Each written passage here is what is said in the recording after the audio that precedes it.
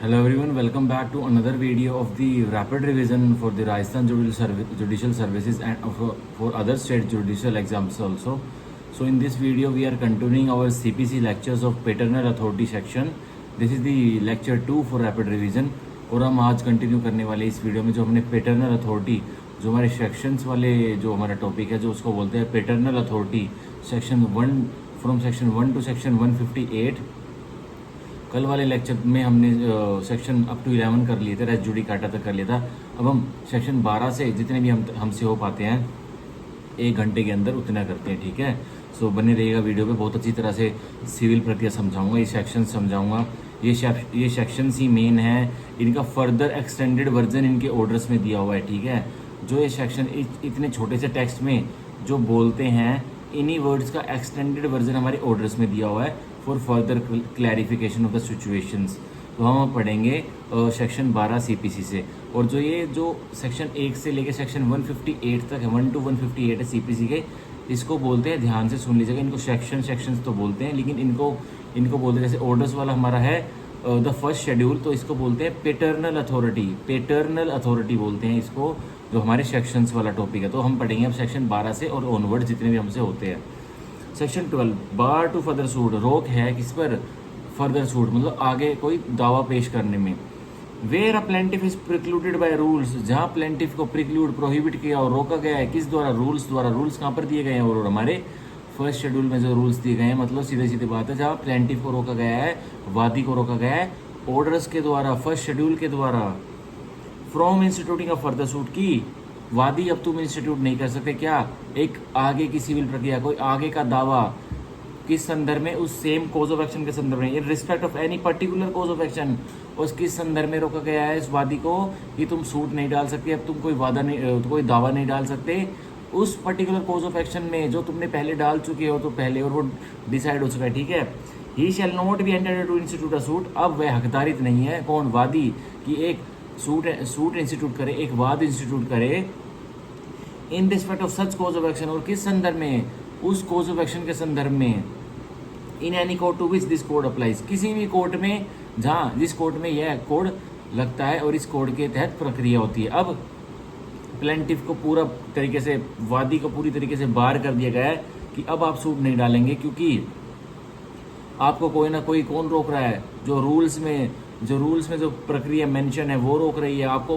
उस ऑर्डर्स में, जो फर्स्ट शेड्यूल में ऑर्डर्स है, उसने रोका हुआ है कि अब आप सूट नहीं डाल सकते, क्योंकि आपका जो पर्टिकुलर कोज ऑफ एक्शन है उसको पहले ही किसी सूट में सुना जा चुका है और हर्ड हो चुका है, या फिर कुछ भी हो चुका है, उसके मतलब उसके मेरिट्स पर डिसीजन आ चुका है। इसलिए सेक्शन 12 सीधी बात करता है बार टू फर्दर सूट। और इसका एक एग्जांपल हम ले सकते हैं, और रूल्स में कहाँ बताया हुआ कि प्लेंटिफ प्रिक्लूडेड है सेम कोज ऑफ एक्शन के लिए सूट डालने के लिए, तो ये है ऑर्डर 2 रूल 2 भी एक एग्जांपल है इसका, और भी अन्य है, लेकिन ऑर्डर 2 रूल 2 सबसे मेन एग्जांपल है इसका। इसकी ऑर्डर 2 रूल 2 इसका मेन एग्जांपल है कि अब प्लेंटिफ रूल्स के द्वारा प्रिक्लूड कर दिया गया कि आप सूट नहीं डाल सकते वादी साहब, अब आप आराम से बैठ जाइए, ठीक है, क्योंकि आपका जो कोज ऑफ एक्शन था पहले ही डाल चुके थे, वो है उस बारे में वाद, और वह आपका डिसाइड हो चुका है। अब सेक्शन 13 हम पढ़ेंगे सीपीसी का।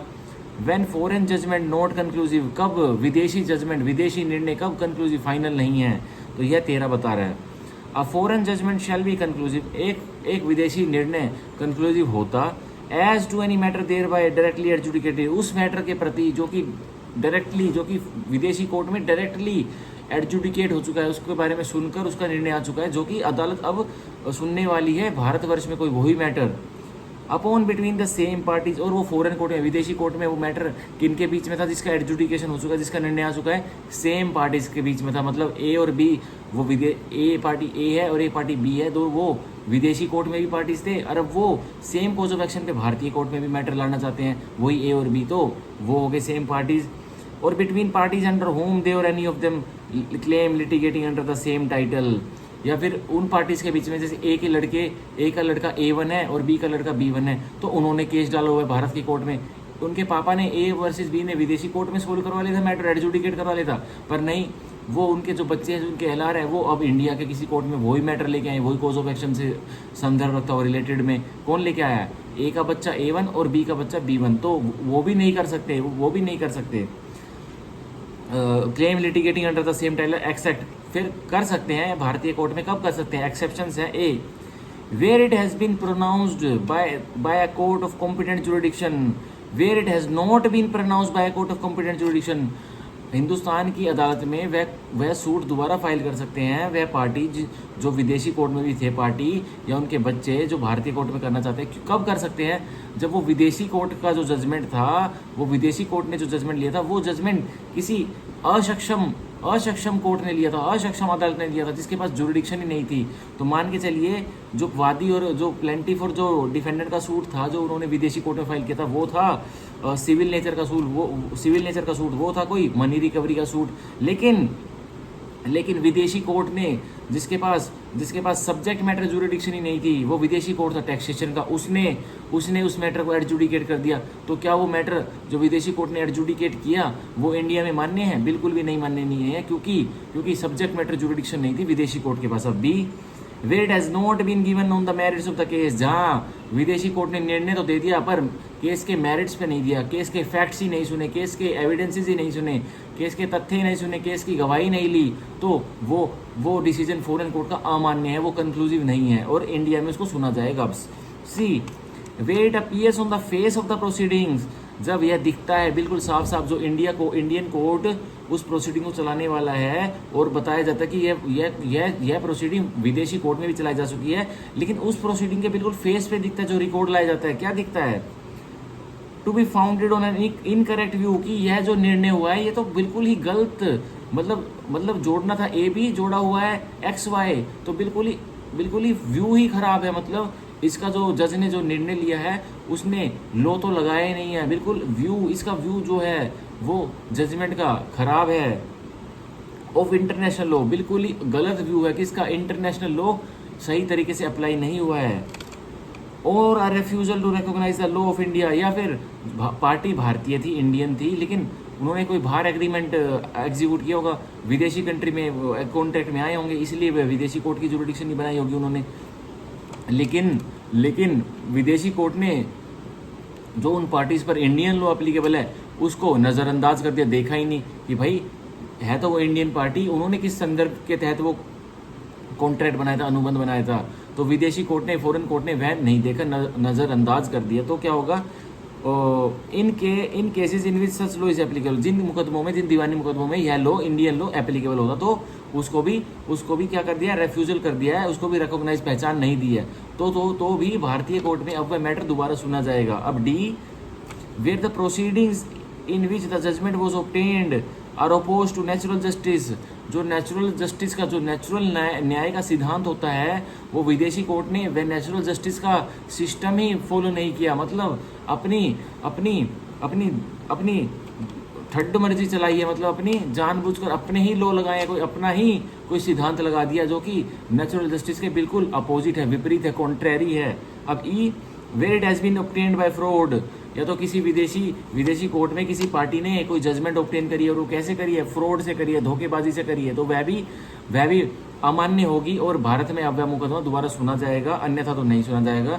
F, where it sustains a claim founded on breach of any law, अब उस क्लेम में जो भारत में सुनने जाने वाला है वो क्या सस्टेन कर, उसमें क्या बताया जा रहा है? The breach of any law in force in India, की विदेशी कोर्ट में तो उल्लंघन हुआ है किसी कानून का जो इंडिया में फोर्स में था। इंडिया में हम उन्हें बता रहे थे कि यह कानून हमारा इंडिया में यह कहता है और हमने इसी के अकॉर्डिंग कॉन्ट्रैक्ट में आए थे, लेकिन विदेशी कोर्ट ने ब्रीच कर दिया, कोई सुना नहीं, उसको नज़रअंदाज कर दिया। तो ब्रीच किया किसी कानून को जो हिंदुस्तान में फोर्स में था, मतलब एक्टिवनेस में था, तो भी अब विदेशी कोर्ट की जजमेंट नल हो जाएगी, शून्य हो जाएगी भारत के कोर्ट की नज़रों में, और भारतीय कोर्ट उसको दोबारा सुनेगा। यह था हमारा सेक्शन 13, जो कि बहुत इंपॉर्टेंट सेक्शन है मेंस के लिए। हूबहू ऐसा ही सेक्शन आपको रट्टा मार के पूरा याद करके लिख के आना है, और जो मैंने ये एक्सप्लेनेशन बताई है यह लिख के आनी है कि ऐसा हुआ तो ऐसा हुआ और उन्होंने यह किया, ठीक है, ये लिख के आना है। अब सेक्शन 14 हम पढ़ेंगे, पैटर्नल अथॉरिटी का, सीपीसी का। Presumption as to foreign judgments, क्या यकीन कर लिया जाएगा विदेशी निर्णयों पर? द कोर्ट शैल प्रिज्यूम की प्रिजम्पशन है, मतलब मैंडेटरी, और 86 इंडियन एविडेंस एक्ट भी कनेक्ट कर सकते हैं इसके साथ, सेक्शन 14 के साथ 86 इंडियन एविडेंस एक्ट। अब बॉडी पढ़ेंगे, the court shall presume mandatory है upon the production of any document, अगर कोई पार्टी, कोई दल, जो भारतीय कोर्ट में कोई दल एक एक कागजात प्रोड्यूस करता है, प्रस्तुति करता है, और वो कागजात क्या है, purporting to be a certified copy of a foreign judgment. और वो कागजात जो भारतीय कोर्ट में प्रोड्यूस हुआ है, प्रस्तुति हुई है, वो क्या है, वो किसी विदेशी कोर्ट का सर्टिफाइड कॉपी है। और वो भी किसकी सर्टिफाइड कॉपी है, निर्णय की, जजमेंट की। अनलेस, कब शैल प्रिज्यूम की प्रिजम्पशन हट जाएगी, unless the contrary appears on the record. भाई कोई विपरीत हालात ही दिखाए जाते हैं उस रिकॉर्ड में, जजमेंट के रिकॉर्ड में, तो जजमेंट की कुछ कॉन्ट्रेरी हालात, विपरीत हालात दिखाती है, तो शैल प्रिज्यूम की प्रिजम्पशन रिवर्ट हो जाएगी। But such presumption may be displaced by proving want of jurisdiction. पर ऐसी प्रिजम्पशन को, शैल प्रिज्यूम की प्रिजम्पशन को एक तरीके से और रिवर्ट किया जा सकता है। कौन सा तरीका है वो, मे बी डिस्प्लेस्ड, अदला बदली हो सकती है, रिवर्टल हो सकता है उसका, by proving want of jurisdiction, कि वो विदेशी अदालत के पास जुरिडिक्शन ही नहीं थी, क्षेत्रफल ही नहीं था, उसने तो हवा में इस केस को डिसाइड कर दिया, और असली जुरिडिक्शन तो भारतीय अदालत के पास है। उस पार्टी ने फॉरेन कोर्ट में, विदेशी अदालत में यह मैटर तो थर्ड मर्जी से डिसाइड करवा लिया, जिसकी कोई जुरिडिक्शन ही नहीं थी। तो यह हुआ हमारा आर्टिकल 14, यह हुआ हमारा सेक्शन 14 सीपीसी का।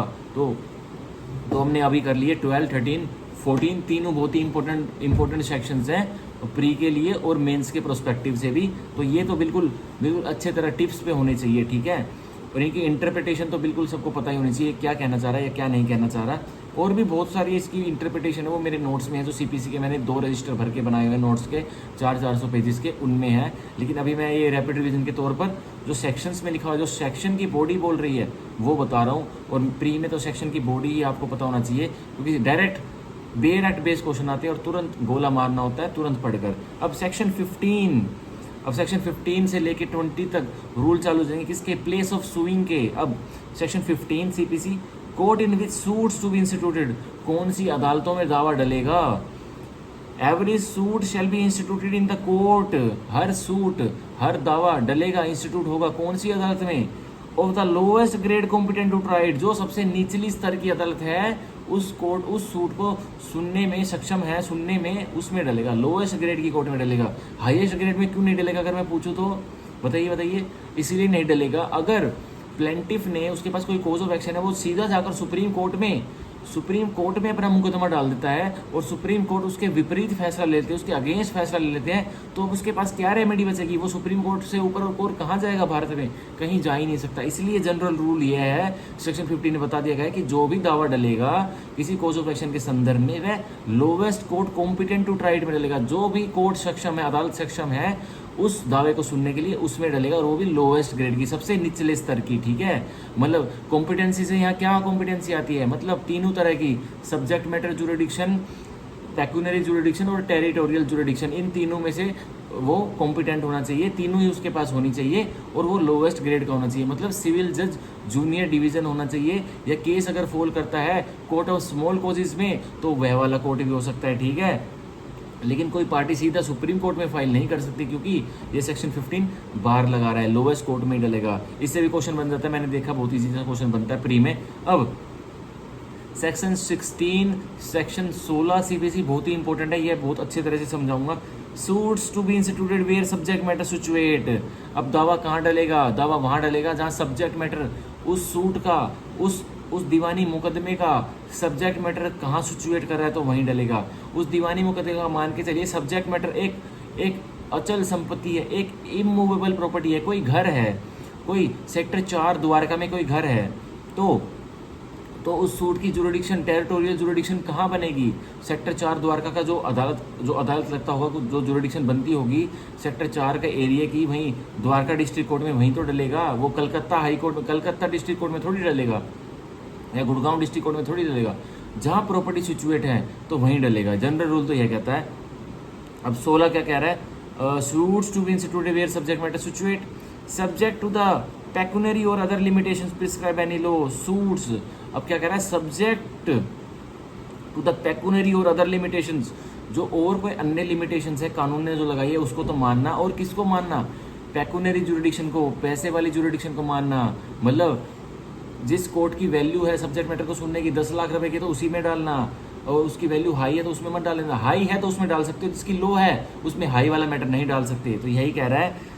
और कह रहा है सूट्स, अब सूट्स दावा A for the recovery of immovable property, अगर दावा किसका है, रिकवरी करने का कोई अचल संपत्ति विद और विदाउट रेंट, या तो उस अचल संपत्ति के साथ किराया जुड़ा हुआ है या किराया नहीं लेना आपको, और प्रॉफिट्स या उसके साथ कोई लाभ जुड़े हुए हैं उस रिकवरी में, उस इमूवेबल प्रॉपर्टी के, या लाभ नहीं जुड़े हुए वो आपको रिकवर करने हैं, तो वो भी कहाँ डलेगा, नीचे बताऊंगा कहाँ डलेगा baby. For the partition of immovable property, दावा डलता है किसके लिए, बंटवारे के लिए, कौन सी, अचल संपत्ति का, कोई लैंड का बंटवारा है जो इमूवेबल प्रॉपर्टी है, मतलब इमूवेबल प्रॉपर्टी कुछ भी हो सकता है, कोई घर का बंटवारा है, कोई लैंड का बंटवारा है, कोई शेयर्स वगैरह का बंटवारा है, तो वह भी, उसका भी बंटवारे का पार्टीशन हो सकता है। सी फॉर फोरक्लोजर, सेल और रिडम्पशन, ये जो गिरवी रख देते हैं प्रॉपर्टी, कोई उनका है, कोई जैसे फोरक्लोजर करवाता है, फोरक्लोजर कौन करवाता है, जो अपनी प्रॉपर्टी गिरवी रखता है वह सूट फोरक्लोजर का डालता है, मुकदमा फोरक्लोजर का डालता है, तो इसका केस टाइटल क्या होगा, इसका केस टाइटल होगा मॉर्गेजर वर्सेस मॉर्गेजी, मतलब मॉर्गेजर ने अपनी प्रॉपर्टी गिरवी रखी ना, और मॉर्गेजी से पैसे लिए, और अब वह पैसे उसको दे देता है और अपनी गिरवी हुई प्रॉपर्टी को वापस ले लेता है, तो वो कौन सा सूट डालेगा, मॉर्गेजर, फोरक्लोजर का, कि मैंने पैसे दे दिए हैं मॉर्गेजी को जिससे मैंने प्रॉपर्टी गिरवी रखी थी, अब मेरी प्रॉपर्टी को छोड़ दिया जाए, यह गिरवी मॉर्गेज डीड को फोरक्लोज कर दी जाए। सेल, अब सेल का कौन डालेगा, मॉर्गेजी वर्सेस मॉर्गेजर, अगर पैसा नहीं देगा तो मॉर्गेजी उसको सेल करवाएगा ना प्रॉपर्टी को गिरवी रखी गई को। और रिडम्पशन, ये भी मॉर्गेजी वर्सेस मॉर्गेजर डालेगा, अगर पैसा नहीं देगा तो प्रॉपर्टी से रिडीम करा जाएगा, ठीक है। इन the case of a mortgage, किसके केस में, कौन से मुकदमों में, गिरवी के मुकदमों में, और मॉर्गेज ऑफ और चार्ज अपॉन इमूवेबल प्रॉपर्टी, या कोई चार्ज क्रिएट किया हुआ है, और कहाँ किया, किस पर क्रिएट किया हुआ है, इमूवेबल प्रॉपर्टी पर कोई चार्ज क्रिएट हुआ है, तो उसके केस कहाँ डालेंगे, नीचे बताऊंगा कहाँ डालेंगे, लेकिन चार्ज समझ लीजिए पहले। चार्ज क्या होता है, बहुत ही एसेंशियल टर्म है चार्ज।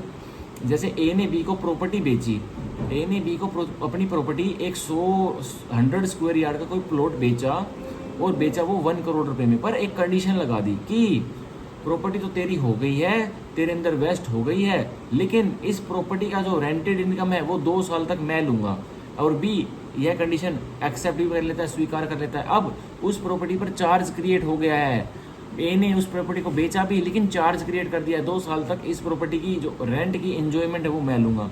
सो यह भी हो सकता है। अगर इससे रिलेटेड कोई मुकदमा होना है दर्ज इंस्टीट्यूट, तो वो कहाँ होगा ये बताऊंगा, नीचे भी आने वाला है। D for the determination of any other right, suits में, दावे में कोई तय होनी है, कोई और अधिकार, कोई और अन्य अधिकार, और इंटरेस्ट इन इमूवेबल प्रॉपर्टी, या किसमें इमूवेबल प्रॉपर्टी, अचल संपत्ति में कोई कोई अधिकार तय होना है उस दावे में, तो वह कहाँ फाइल होगा, नीचे बताऊंगा। E for compensation for wrongs to immovable property, कोई अचल संपत्ति पर कोई डैमेजेस हुआ है, कोई टोर्ट्स का केस डलना है, टोर्ट्स, लॉ ऑफ टोर्ट्स में आ जाइए, तो कोई भुगतान लेना है कि किसी व्यक्ति ने आपकी प्रॉपर्टी पर रॉन्ग कमिट किया है, उसको नुकसान पहुंचाया है आपकी अचल संपत्ति को, तो वो केस कहाँ डालेगा, नीचे बताऊंगा। अभी एफ पढ़िए, for the recovery of movable property. अब देखिए सबसे न्यारा आया हमारा, सबसे डिफरेंट एफ क्लोज, जो कि बात करता है चल संपत्ति की, मूवेबल प्रॉपर्टी की। For the recovery of movable property, आपको रिकवरी करनी है, वापस पाना है क्या, अपनी चल संपत्ति, ठीक है। Of whose jurisdiction the property, sorry, for the recovery of movable property actually under distraint और अटैचमेंट, जो मूवेबल प्रॉपर्टी दूसरे व्यक्ति के पास कैसे पड़ी हुई है, कैसे रखी हुई है, डिस्ट्रेंट, उसने वह कब्जाई हुई है, जानबूझकर डिस्ट्रेंट में है, वह लेकर बैठा है आपकी प्रॉपर्टी, संपत्ति आपकी है, यह बुक आपकी है, पर कोई व्यक्ति इसको कब्जा कर बैठा है, भाई आपका तो इस पे राइट है ना, ये आपकी प्रॉपर्टी है। और क्या बता रहा है, और अटैचमेंट, अगर किसी अदालत की अटैचमेंट में वह मूवेबल प्रॉपर्टी, तो केस कहाँ पर डलेगा, किसी अदालत ने वह प्रॉपर्टी अटैच करी हुई है, तो वो केस कहाँ पर डलेगा, उस प्रॉपर्टी को छुड़वाने के लिए मूवेबल को, तो यहाँ डलेगा shall be instituted in the court, तो दर्ज होगा, डलेगा उस अदालत में, within the local limits, जिसकी लोकल हदों में, ऑफ हुज जुरिडिक्शन, जिसके लोकल हदों में, जिसकी लोकल क्षेत्रफल में, द प्रॉपर्टी सिचुएट, जहाँ प्रॉपर्टी सिचुएट करती है, जहाँ वो इमूवेबल प्रॉपर्टी है, मूवेबल प्रॉपर्टी रखी गई है तो उसके लोकल हदों में, और इमूवेबल प्रॉपर्टी जहाँ पे सिचुएट करती है उसकी लोकल हदों में, उसके लोकल क्षेत्रफल में वह सूट, वह दावा फाइल होगा। तो ये जनरल रूल है 16 का, बहुत ही इंपॉर्टेंट है, ठीक है। अब मूवेबल प्रॉपर्टी मान के चलिए, मूवेबल प्रॉपर्टी मेरी थी, मैं गुड़गांव में रहता हूँ, मेरी कार थी, मेरे पास कार थी, मान के चलिए कोई कार थी, और वह किसी कोर्ट ने, वो रेवाड़ी की कोर्ट ने अटैच कर ली है, वो रेवाड़ी के कोर्ट ने अटैच कर लिया है, मेरे ऊपर कोई सिविल मुकदमा चल रहा होगा और मेरी कार को अटैच कर लिया, मेरी प्रॉपर्टी को, वो भी मूवेबल प्रॉपर्टी को। अब मैं उस कार को पैसे भरकर या नहीं भरकर तो कैसे छुड़वाऊंगा? मैं कहाँ पर केस फाइल करूंगा अपनी रिकवरी के लिए उस मूवेबल प्रॉपर्टी की? तो मैं केस फाइल करूंगा वो प्रॉपर्टी अटैचमेंट में है रेवाड़ी कोर्ट के, तो मैं केस फाइल करूंगा रेवाड़ी कोर्ट में, ना कि गुड़गांव कोर्ट में। ठीक है, यही कह रहा है हमारा 16 का F। ठीक है, और मान के चलिए डिस्ट्रेंट में है मेरी यह किताब, जो मेरी कॉन्स्टिट्यूशन ऑफ इंडिया का मैंने पॉकेट एडिशन दिखाया, यह मेरी किताब मेरी अभी तो किताब गुड़गांव में है, पर मैं मान के चलिए ट्रेन में जा रहा हूँ और मैं ट्रेन में कहीं सफ़र कर रहा हूँ और मेरी बुक को, मेरे पूरे बैग को किसी ने छीन लिया, तो उसमें जो पीनल लॉ अप्लाई होंगे वो तो होंगे ही, लेकिन अब मेरे को रिकवरी भी तो चाहिए। मेरे बैग में जो आइटम है मेरी मूवेबल प्रॉपर्टी है, और मान के चलिए मेरा बैग छीना गया अजमेर में, तो कहाँ की जुरिडिक्शन बनेगी? मैं केस कहाँ फाइल करूँगा अपनी मूवेबल प्रॉपर्टी, जो मेरे बैग में प्रॉपर्टी थी उसको रिकवर करने के लिए? क्या गुड़गांव में करूँगा या अजमेर में करूँगा? तो ऑब्वियसली जहाँ मूवेबल प्रॉपर्टी है, आपको जहाँ रिकवरी उसकी बरामदगी करनी है, आप वहीं करोगे। तो मैं अजमेर में केस फाइल करूँगा अपनी प्रॉपर्टी को रिकवर करने के लिए, वापस पाने के लिए। तो यही सेक्शन 16 कह रहा है। अब इसका प्रोवाइजो पढ़ते हैं जो कि इंपॉर्टेंट है।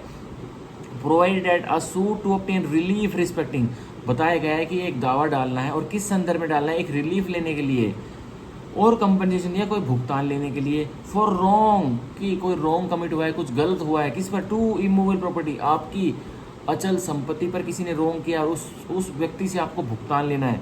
हेल्ड बाय और on behalf of the defendant, और या तो वो डायरेक्टली डिफेंडेंट ने हेल्ड की हुई थी वो इमूवेबल प्रॉपर्टी और रॉन्ग कमिट किया, या उसके बिहाफ पे उसके बेटे ने हेल्ड की हुई थी जो उसके बेटे ने रॉन्ग कमिट किया। तो क्या होगा?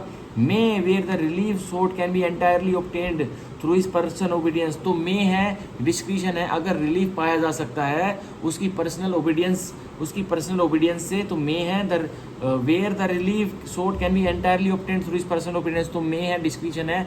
अगर रिलीफ उसकी पर्सनल हाजिरी से पाया जा सकता है, उसको कोर्ट में बुलाना अनिवार्य है, तो be instituted either in the court within the local limits of whose jurisdiction the property situated. तो मर्जी है किसकी? प्लेंटिफ की मर्जी है, वादी की मर्जी है, या तो जहाँ पे वो रहता है वहाँ पे फाइल करते हैं, या जहाँ पे डिफेंडेंट रहता है वहाँ पे फाइल करते हैं, प्रतिवादी रहता है, तो दोनों की जुरिडिक्शन बन जाएगी। अब or in the court within the local limits of jurisdiction the defendant actually and voluntary reside, या उस कोर्ट में फाइल कर दो जहाँ प्रतिवादी आमतौर पर उसका निवास स्थान है वहाँ रहता है, एंड वॉलंटरी रिजाइड्स और कैरीज ऑन बिजनेस, या आमतौर पर वो जहाँ व्यापार चलाता है वहाँ कर दीजिए, और पर्सनली वर्क फॉर गेन, या फिर अपने लाभ के लिए, अपने मुनाफे के लिए काम करता है वहाँ भी कर सकते हो, और अपने आप जहाँ रहते हो वहाँ भी कर सकते हो। ठीक है, अगर उसकी पर्सनल ओबीडियंस से ही आपको रिकवरी होगी, मतलब बरामदगी होगी, मतलब आप रिकवर कर पाओगे वह इमूवेबल प्रॉपर्टी। मूवेबल प्रॉपर्टी का कोई जिक्र क्यों नहीं हुआ? क्योंकि भाई जहाँ आपकी मूवेबल प्रॉपर्टी है वहाँ तो आपको जाना ही पड़ेगा ना। You want to follow your property, neither he want to give your property, you want to follow your property, and you will go to the Ajmer court to get your property recovered. So this is the section, ये proviso था मैंने जो समझाया section 16 का, इससे अच्छी interpretation कोई नहीं दे सकता। अब सेक्शन 16 की एक्सप्लेनेशन पढ़ेंगे जो कि बहुत इंपॉर्टेंट है। In this section property means property situate in India. तो इस सेक्शन में, इस धारा के अंदर मान लीजिए जो प्रॉपर्टी का मतलब है, जो संपत्ति जिसे हम कहते हैं, उसका मतलब क्या है? जो प्रॉपर्टी सिचुएट है कहाँ? भारतवर्ष में, वही प्रॉपर्टी है।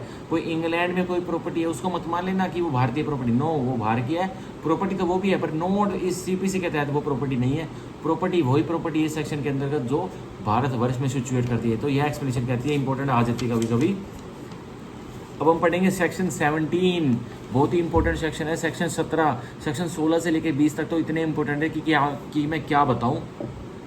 हर एक एडवोकेट को, हर एक लॉ स्टूडेंट को, हर एक जुडिशरी एस्पिरेंट को यह रटे हुए होने चाहिए। कभी भी इनके ऊपर मेंस में क्वेश्चन आ जाए तो धुआंधार सेक्शन 16 से 20 तुरंत लिख दो। अब section 17, suits where immovable property situate within jurisdiction of different courts. अब दावा किसके संदर्भ में? इमूवेबल प्रॉपर्टी के संदर्भ में डलेगा। और जो इमूवेबल प्रॉपर्टी कहाँ सिचुएट कर रही है, मतलब विद इन जुरिडिक्शन, क्षेत्रफलों में, कहाँ एक ही प्रॉपर्टी है लेकिन क्षेत्रफल 2 लगते हैं, ऑफ डिफरेंट कोर्ट्स, विभिन्न तरह के कोर्ट्स के, अदालतों के क्षेत्रफल उस प्रॉपर्टी पर लगते हैं।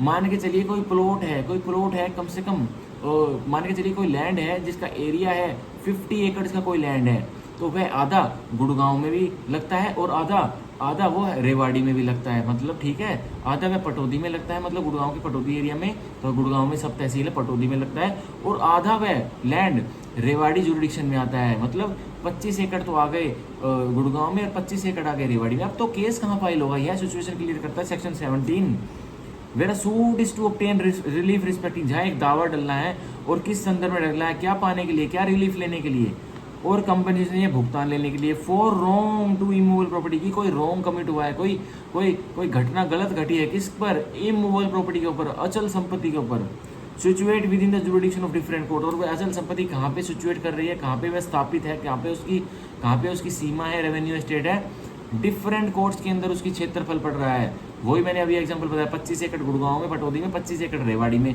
तो जुरिडिक्शन ऑफ प्रॉपर्टी तो एक है 50 एकड़ की, लेकिन 25 एकड़ यहाँ है, 25 एकड़ वहाँ है, तो क्या होगा, द सूट में भी इंस्टीट्यूटेड इन एनी कोर्ट, तो आप दावा डाल देंगे कोई से भी कोर्ट में, गुड़गांव में या रेवाड़ी में, कहीं भी डाल सकते हैं, within the local limits whose jurisdiction, जिसकी लोकल क्षेत्रफल में क्या होता है, any portion of the property situate, कोई भी एक पोर्शन प्रॉपर्टी का सिचुएट है, ठीक है, वहां भी डाल सकते हैं। तो मान के चलिए एक एग्जांपल ट्विस्ट करता हूँ, भाई वही 50 एकड़ का लैंड है, 49 एकड़ तो गुड़गांव में है जुरिडिक्शन में, या और 1 एकड़ रेवाड़ी जुरिडिक्शन में है, और जो प्लेंटिफ है, जो वादी है, वो सोच रहा है, वो रेवाड़ी में रहता है, वो सोच रहा है कि मैं रेवाड़ी में सूट फाइल करूंगा। अब एक कॉमन व्यक्ति यह लगा गया 49 एकड़ तो उसकी गुड़गांव में है और 1 एकड़ ये तो वे करेंगे तो कहाँ बाहर ज़्यादा आएगा यार, 49:1 करेंगे तो वहाँ आएगा। लेकिन यह सेक्शन 17 यही क्लियर करता है कि चाहे 1 एकड़ है, चाहे 1 स्क्वायर यार्ड है, कोई भी पोर्शन एक किसी क्षेत्रफल में बढ़ जाता है तो वहाँ की जुरिडिक्शन बन जाती है, ठीक है, ये बोल रहा है। अब सेक्शन 17 का proviso, provided that in respect of the value of the subject matter of the suit, बताया जा रहा है जो सब्जेक्ट मैटर की वैल्यू की, भाई कोर्ट की भी तो क्षमता होनी चाहिए, मनी पेक्यूनरी जुरिडिक्शन होनी चाहिए, उसकी भी तो क्षमता होनी चाहिए, पैसों से संदर्भित ये कितने रुपए तक का मैटर देख सकता है, तो यही कह रहा है, provided that in respect of the value of the subject matter of the suit, कि इस संदर्भ में वैल्यू, उसकी पूरी सब्जेक्ट मैटर, जो सूट की पूरी प्रॉपर्टी की वैल्यू जो रखी जाएगी, क्या रखी जाएगी, the entire claim is cognizable bye such court, जो एंटायर क्लेम होगा, अब जो 50 एकड़ की वैल्यू होगी, उस 50 एकड़ के जो प्रॉपर्टी की वैल्यू होगी, उसकी सब्जेक्ट मैटर वैल्यू, उसकी वैल्यू जो रेवाड़ी कोर्ट में केस फाइल होगा, पूरी 50 एकड़ की वैल्यू होनी चाहिए उस कोर्ट के पास, पेक्यूनरी जुरिडिक्शन होनी चाहिए। अब मान के चलिए वह 50 एकड़ 50 करोड़ का, 50 करोड़ का है, तो रेवाड़ी डिस्ट्रिक्ट कोर्ट में कोई ऐसा जज साहब के कोर्ट में वह केस डलेगा जिसकी 50 करोड़ की वैल्यू है, ठीक है, उस कोर्ट में नहीं डलेगा जिसकी 50 करोड़ से कम की वैल्यू है, ठीक है, सब्जेक्ट मैटर वैल्यू। तो मान के चलिए मैं बता रहा हूँ पूरे हरियाणा में जो सिविल जज जूनियर डिवीजन है उनकी अनलिमिटेड पेक्यूनरी जुरिडिक्शन है, वो 1000 करोड़ तक के, 2000 करोड़ तक के भी, मतलब कि अनलिमिटेड उनके पास सब्जेक्ट मैटर वैल्यू है। एक सिविल जज जूनियर डिवीजन के पास कितने हजारों करोड़ तक के वो केस देख सकते हैं, ठीक है। तो सब्जेक्ट मैटर की हरियाणा में तो कोई टेंशन है नहीं। यहीं दिल्ली में अगर बात करें तो एक सिविल जज जूनियर डिवीजन के पास, एमएम के पास, मेट्रोपॉलिटन मजिस्ट्रेट और सिविल जज जूनियर डिवीजन के पास 25 लाख की पेक्यूनरी जुरिडिक्शन है, बस 25 लाख की, या ये भी मैं ज़्यादा बता रहा हूँ, मुश्किल से मुश्किल या तो 10 लाख होगी या 25 लाख होगी, ठीक है। तो यहाँ हमारा सेक्शन 17 कंप्लीट। अब हम पढ़ेंगे section 18 of paternal authority CPC, place of institution of suit where local limits of jurisdiction of courts are uncertain. अब place of institution of suit, दावा किस जगह डलेगा, where local limits of jurisdiction, जहाँ वो डलना है, उसका क्षेत्रफल जहाँ है, उस दावा डलना है जहाँ पर, ऑफ कोर्ट्स आर अनसर्टेन, मतलब कोई प्रॉपर्टी की लोकल लिमिट्स है या कोर्ट की कोई क्षेत्रफल है, वही अनसर्टेन है, मतलब कोई निश्चितता नहीं है, कोई फर्मनेस नहीं है, कोई पता नहीं, कन्फर्मिटी नहीं है कि इस कोर्ट की जुरिडिक्शन है या उस कोर्ट की जुरिडिक्शन है। तो यही कह रहा है 18 इसे को सिचुएशन को क्लियर करेगा। अब पढ़ेंगे 18 का 1, where it is alleged to be uncertain, जहाँ ये बोला जाता है किसी वादी द्वारा, प्रतिवादी द्वारा कि यह अनिश्चित है, अनसर्टेन है, तय नहीं है, with in the local limits of the jurisdiction of which of the 2 और मोर कोर्ट्स, की कौन से लोकल लिमिट्स में, कौन से क्षेत्रफल में, दो या दो से अदालतें, 2 या 2 से ज़्यादा कोर्ट्स, अदालतों में एनी इमूवेबल प्रॉपर्टी सिचुएट, कोई भी अचल संपत्ति सिचुएट करती है, मतलब वो है any one of those courts में if satisfied that there is ground for allege uncertainty, तो या उन 2 या 2 से ज़्यादा कोर्ट्स को जिनको अनसर्टेनिटी, अनिश्चितता लग रही है कि किसकी जुरिडिक्शन बन रही है, तो उन 2 या 2 से ज़्यादा कोर्ट में से कोई भी एक अदालत मे इफ सेटिस्फाइड, वो असंतुष्ट हो जाती है, that there is ground for allege uncertainty, की आधार बन रहे हैं किसके, कि भाई अनसर्टेनिटी तो है, अनिश्चितता तो है कि भाई प्रॉपर्टी कहाँ सिचुएट करती है। Record a statement to that effect, तो वो सिविल जज साहब जो अनसर्टेनिटी के जो देख रहे हैं वो संतुष्ट हुए हैं कि हाँ अनसर्टेनिटी, तो वो एक स्टेटमेंट रिकॉर्ड करेंगे, एक कथन लिखेंगे, ऑर्डर करेंगे, वो स्टेटमेंट रिकॉर्ड करेंगे। और क्या लिखेंगे उस स्टेटमेंट में, record a statement to that effect, इस इफेक्ट में अपनी स्टेटमेंट लिखेंगे कि हाँ अनसर्टेनिटी के मेरे को कारण लग रहे हैं, लेकिन क्या होने वाला, रुकिए एक मिनट, लेकिन अनसर्टेनिटी को मेरे को कारण लग रहे हैं, लेकिन and thereupon proceeds entertain and dispose of any suit, तो फिर बढ़ जाएंगे आगे, स्टेटमेंट दर्ज करेंगे इस संदर्भ में कि अनसर्टेनिटी है, अनिश्चितता है, प्रॉपर्टी कौन से कोर्ट की जुरिडिक्शन में, और फिर आगे बढ़ जाएंगे, कारण रिकॉर्ड करेंगे, कारण को रख देंगे साइड में फाइल में, और सूट को आगे सुनने के लिए प्रोसीड कर जाएंगे, प्रस्थान कर जाएंगे, ठीक है। And dispose of the suit, सुनेंगे नहीं, और सूट को डिसाइड करके साइड में भी लगा देंगे। रिलेटिंग टू डेट प्रॉपर्टी, जो किससे संदर्भ है, उस अनिश्चितता वाली, जिसमें अनिश्चित प्रोपर्टी सब्जेक्ट मैटर जो इमूवेबल प्रॉपर्टी उससे संदर्भ में है।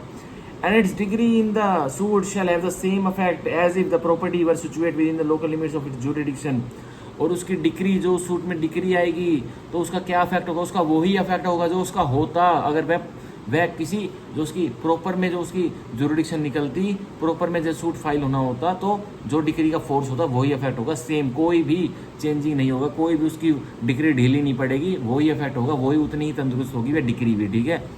तो ये हो गया हमारा 18 का 1। अब 18 के 1 का प्रोवाइजो हम पढ़ेंगे। Provided that the suit is one, बताया गया कि दावा एक ऐसा दावा है with respect to which the court is competent, और उस संदर्भ में, वो दावे के संदर्भ में जो अदालत है जो अनसर्टेनिटी के ग्राउंड रिकॉर्ड करके आगे बढ़ रही है, केस को सुन रही है, वह अदालत सक्षम है, उसके पास कॉम्पिटेंसी है, मतलब वह कॉम्पिटेंट है, सक्षम है। क्या कॉम्पिटेंट है, पेक्यूनियरी जुरिडिक्शन है, टेरिटोरियल जुरिडिक्शन है, सब्जेक्ट मैटर जुरिडिक्शन है, वह सक्षम है।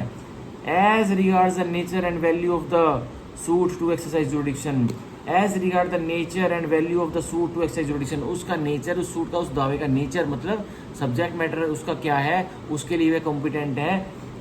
And value of the suit to excise jurisdiction, और जो उसकी वैल्यू है, जो उसकी पेक्यूनियरी जुरिडिक्शन है उस दावे की, उसके लिए भी वह सक्षम है। तो इसमें टेरिटोरियल जुरिडिक्शन की कहीं भी बात नहीं हो रही, क्योंकि अनसर्टेनिटी पहले ही बनी हुई है सेक्शन 18 में, इसलिए टेरिटोरियल जुरिडिक्शन की बात नहीं करी। कॉम्पिटेंसी किसके रिलेटेड होनी चाहिए, पेक्यूनियरी जुरिडिक्शन के रिलेटेड और सब्जेक्ट मैटर जुरिडिक्शन के रिलेटेड होनी चाहिए। यह वो हमारा 18 का 1 का प्रोवाइजो। 18 का 2, where statement has not been recorded, अब वो जो स्टेटमेंट रिकॉर्ड करनी थी जज साहब को, सिविल जज जूनियर डिवीजन साहब को, अनसर्टेनिटी की, वह रिकॉर्ड नहीं की, वह कथन रिकॉर्ड नहीं है। अब कह रहा है अंडर सबसेक्शन 1 के तहत जो करनी थी वह नहीं की गई जज साहब ने।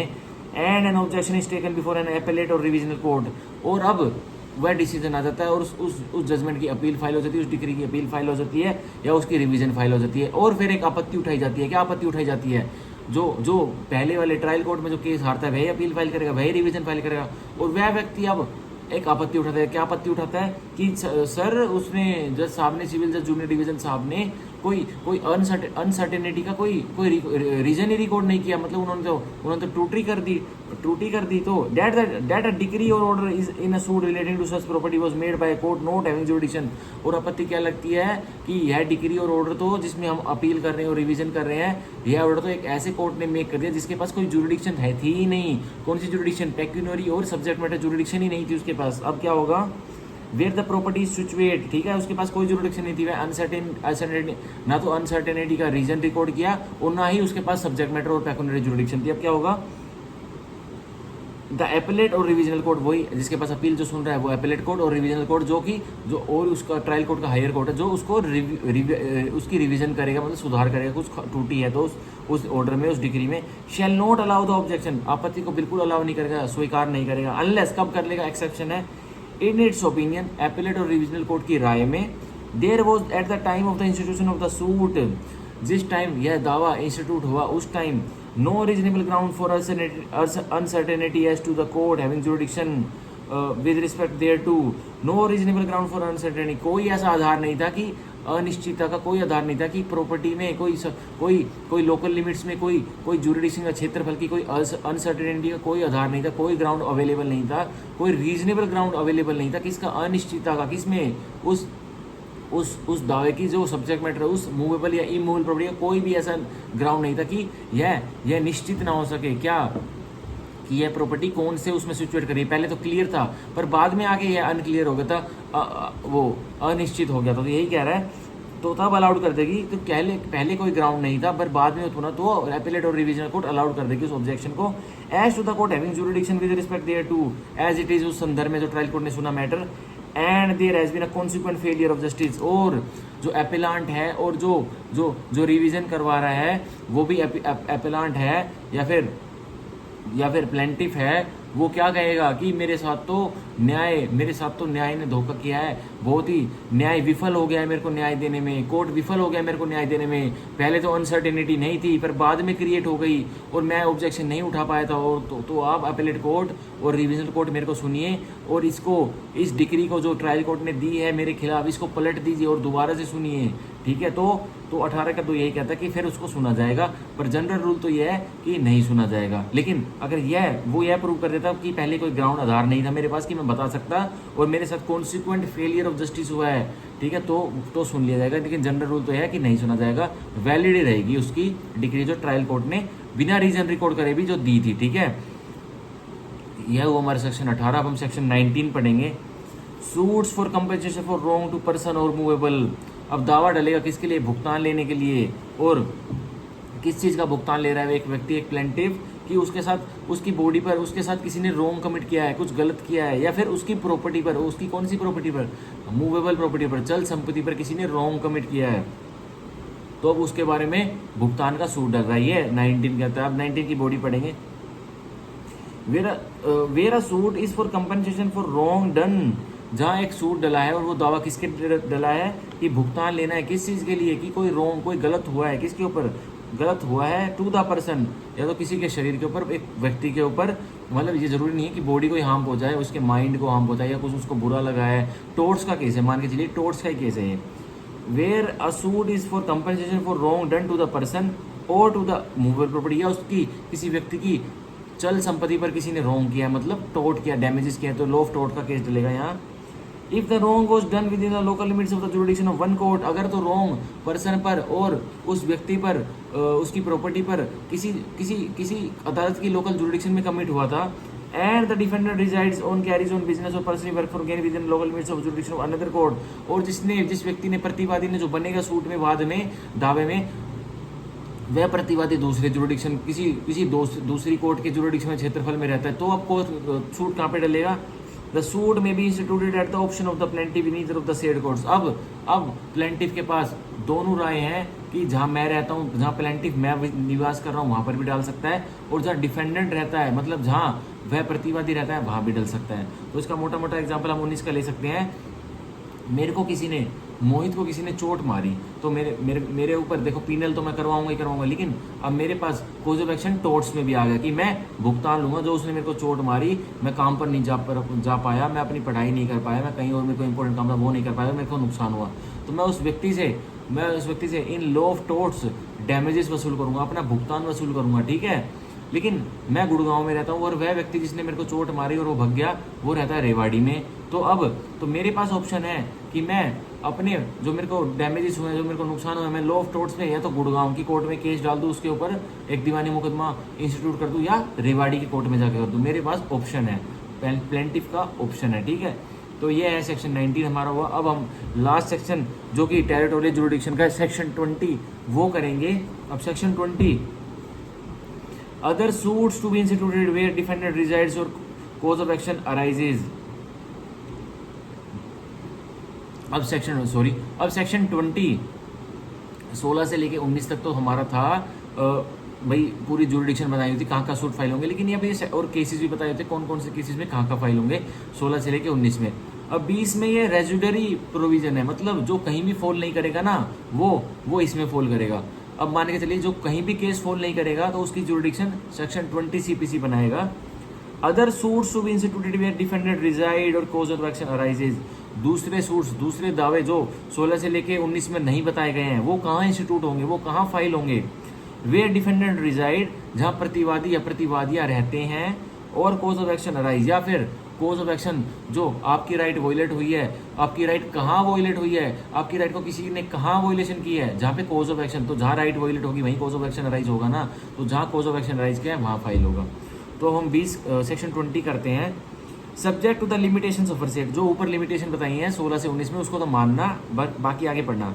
Every suit shall be instituted in a court, हर एक सूट वहाँ फाइल होगा, उस अदालत के क्षेत्रफल में फाइल होगा। Within the local limits of whose jurisdiction, जिसकी लोकल लिमिट्स में, जिसकी लोकल क्षेत्रफल में क्या हुआ है, यह हुआ है। A the defendant or each of the defendants, एक डिफेंडेंट या एक से ज़्यादा डिफेंडेंट प्रतिवादी हैं, where they are more than one, जहाँ एक से ज़्यादा है।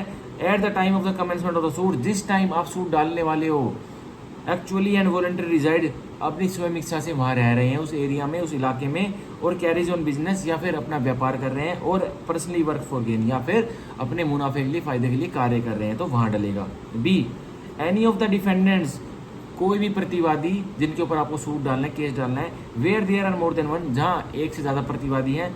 At the time of the commencement of the suit, जिस टाइम आपने सूट डाल दिया, कमेंस हो रहा है, वो चलने वाला है suit. Actually and voluntary reside, स्वयं इच्छा से रिजाइड करें, निवास करें, कहाँ, और कैरीज ऑन बिजनेस, या व्यापार कर रहे हैं, और पर्सनली वर्क फॉर गेन, या अपने लाभ के लिए काम करें, कार्य करें। Provided that in such case either the leave of the court is given, बताया जा रहा है आगे, इसमें प्रोवाइजो दे दिया कि ऐसे केसेस में वहाँ तो आप डाल सकते हो, लेकिन आपको अदालत की परमिशन लेनी पड़ेगी, जहाँ भी लीव आ जाए तो परमिशन लेनी पड़ेगी। Or the defendants who do not reside, और जहाँ डिफेंडेंट, आप केस तो डाल रहे हो लेकिन डिफेंडेंट वहाँ रहते नहीं हैं, और कैरीज ऑन बिजनेस, ना वहाँ तो व्यापार कैरी करते हैं, और ना तो पर्सनली वर्क फॉर गेन, ना तो वहाँ अपने फायदे के लिए काम करते हैं, तो उनकी क्या लेनी पड़ेगी, ऐसे ऊपर से जो बताया गया है। एक्वेसिस इन सच इंस्टीट्यूशन, तो उनकी डिफेंडेंट्स की अब परमिशन लेनी पड़ेगी। आप डिफेंडेंट की एक्वेसेंस लेंगे प्रतिवादी की, कि क्या मैं गुड़गांव में डाल लूँ, आप तो रेवाड़ी रहते हो, और मेरा कोज ऑफ एक्शन तो वहाँ उठा था, तो क्या मैं गुड़गांव में डाल लूँ। अब वो क्यों एक्वेसेंस देगा अपनी, वो तो कहेगा पागल है, मैं हर तारीख पर आऊँगा अपना किराया लगाकर, मैं पागल हूँ, मैं तो नहीं दे रहा एक्वेसेंस, ठीक है, तो वहीं डालना पड़ेगा, ठीक है। यह कह रहा है अब हमारा सेक्शन 20 का फर्स्ट, सेक्शन 20 का हमारा ए और बी हो गया। अब C, the cause of action wholly or in part arises, तो आपकी वहाँ जुरिडिक्शन बन जाएगी जहाँ कोज ऑफ एक्शन होली, पूरा का पूरा या कोई पार्ट में अराइज हुआ, तो वहाँ की जुरिडिक्शन बन जाएगी। भाई आधा कोज ऑफ एक्शन गुड़गांव में अराइज हुआ, आधा कोज ऑफ एक्शन रेवाड़ी में अराइज हुआ, तो कहीं की भी बना लो, लेकिन पूरा का पूरा कोज ऑफ एक्शन गुड़गांव में अराइज हुआ, पर डिफेंडेंट रहता है रेवाड़ी में, लेकिन आपकी जुरिडिक्शन बनेगी गुड़गांव, क्योंकि आपका कोज ऑफ एक्शन तो गुड़गांव में अराइज हुआ है ना। लेकिन यही कह रहा है कि आप रहते हो गुड़गांव में, और आपका कोज ऑफ एक्शन, आपके साथ फ्रॉड हुआ है और आपको पता चला है फ्रॉड का, कहाँ पे, रेवाड़ी में, पर आप रहते हैं गुड़गांव में, तो जुरिडिक्शन रेवाड़ी की बनेगी, ठीक है। और फिर वो डिफेंडेंट भी रेवाड़ी में रहता है, तो ऐसे में उसकी ना तो कोई एक्विजिशंस लेनी, और ना तो और कोर्ट की परमिशन तो लेनी पड़ेगी, क्योंकि आप गुड़गांव के नागरिक हो ना, तो आपको लेनी पड़ेगी। सर ये डिफेंडेंट यहाँ पे रहता है, यहीं पे काम करता है, और मेरा कोज ऑफ एक्शन यहीं पे आ जाता, और इन सेक्शन 20 के ए बी सी में से आप कोई सी भी फुलफिल कर दीजिए, वहीं की जुरिडिक्शन बन जाएगी, ठीक है, यह कह रहा है। अब सेक्शन 20 का explanation, a corporation shall be deem to carries on business, तो एक कॉर्पोरेशन होती है, जो कंपनी होती है, उसको मान लिया जाएगा कि वो व्यापार कहाँ चला रही है, वो कैरीज ऑन बिजनेस कर रही है, अपना व्यापार कैरी कर रही है। एट इट्स सोल और प्रिंसिपल ऑफिस, मतलब उसका अगर पूरे इंडिया में कॉर्पोरेशन का अगर इकलौता ऑफिस है, तो वो व्यापार वहाँ चला रही है, और प्रिंसिपल ऑफिस जहाँ उसका मुख्य ऑफिस है, तो वहाँ भी माना जाएगा वह कैरी ऑन बिजनेस वहाँ भी कर रही है। मान के चलिए कोई कंपनी है, कोई बड़ी सी कंपनी है, वह व्यापार तो चला रही है तमिलनाडु में, पर उसका जो प्रिंसिपल ऑफिस है, जो मुख्य ऑफिस है, जो उसका रजिस्टर्ड ऑफिस है, वो दिल्ली में रजिस्टर्ड है। यहाँ से सारे ऑर्डर्स जा रहे हैं कंपनी में, मैन्युफैक्चरिंग प्लांट में, जो कि तमिलनाडु में। तो किसी कस्टमर को दिक्कत आ गई इस कंपनी से, तो केस कहाँ पर फाइल होगा भाई, तमिलनाडु वाले कोर्ट में भी हो सकता है, जहाँ पे उसका प्लांट है, या फिर दिल्ली की जुरिडिक्शन भी बन सकती है, जहाँ उसका प्रिंसिपल ऑफिस है, जो कि ऑर्डर दे रहा है, ठीक है। Or in respect of any cause of action arising at any place where it has also a subordinate office at such place, और मान के चलिए जो दिल्ली में जो ऑफिस था, और जो तमिलनाडु में जो फैक्ट्री थी, जो दिल्ली वाले ऑर्डर दे रहे थे तमिलनाडु की फैक्ट्री में, उनके बहुत सारे सबऑर्डिनेट ऑफिस हैं। जैसे एप्पल का मान के चलिए, एप्पल का मेन ऑफिस, जो प्रिंसिपल ऑफिस है, वो दिल्ली में है, लेकिन उनका जो मैन्युफैक्चरिंग प्लांट है वो तमिलनाडु में है। लेकिन जो एप्पल है, उसके तरह तरह के इंडिया में और भी सबऑर्डिनेट ऑफिस है ना, बहुत सारे स्टोर्स हैं, बहुत सारे व्यक्ति एप्पल के लिए काम करते हैं, मतलब बहुत सारी उन्होंने ऑफिस बनाए हुए हैं तरह तरह के रीजनल कैपेसिटीज़ में। तो कह रहा है वहाँ भी फाइल हो जाएगा। अगर किसी व्यक्ति ने प्रोडक्ट लिया महाराष्ट्र में एप्पल का, लेकिन फैक्ट्री तो तमिलनाडु में है, वहाँ पे मोबाइल असेंबल होते हैं, और उनका हेड ऑफिस दिल्ली में है, और उसने फ़ोन लिया था महाराष्ट्र में, और महाराष्ट्र में भी एप्पल का ऑफिस है, जिसके फ़ोन्स आते हैं एप्पल का ऑफिस है, तो वो क्या महाराष्ट्र में उसकी जुरिडिक्शन बन जाएगी, वो केस फाइल कर सकता है, बिल्कुल कर सकता है। ये हमारी एक्सप्लेनेशन क्लियर कर रही है सेक्शन 20 की, ठीक है। ये हमारी एक्सप्लेनेशन स्पष्टीकरण क्लियर कर देता है कि जहाँ पे एक कंपनी का सबऑर्डिनेट ऑफिस है, मतलब एक छोटा ऑफिस है, वहाँ भी केस फाइल हो सकता है। अब हम आज हम सेक्शन 25 तक पूरा कर लेंगे। अब हमारे 5 सेक्शन बच गए, 21, 22, 23, 24, 25 हमारे हो ही जाएंगे 15 मिनट में। अब section 21 objections to jurisdiction.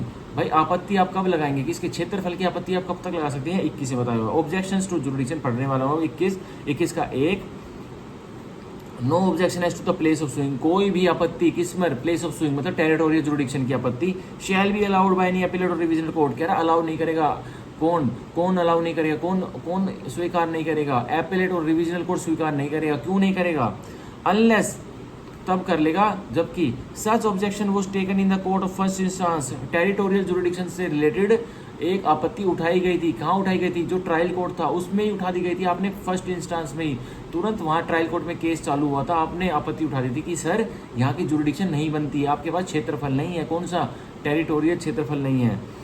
At the earliest possible opportunity, और आपने कब उठा दी थी, जैसे ही आपने पहली हाजिरी दी उसी टाइम जज साहब को कह दिया था, जज साहब मैं रेवाड़ी आया तो मैं गुड़गांव का नागरिक हूँ, पर इस केस को ट्राई करने की आपके पास कोई जुरिडिक्शन नहीं है, यह केस तो गुड़गांव में ट्राई होना चाहिए। तो आप उठाओगे फर्स्ट इंस्टेंस पे और अर्लीस्ट पॉसिबल अपॉर्चुनिटी पे ही।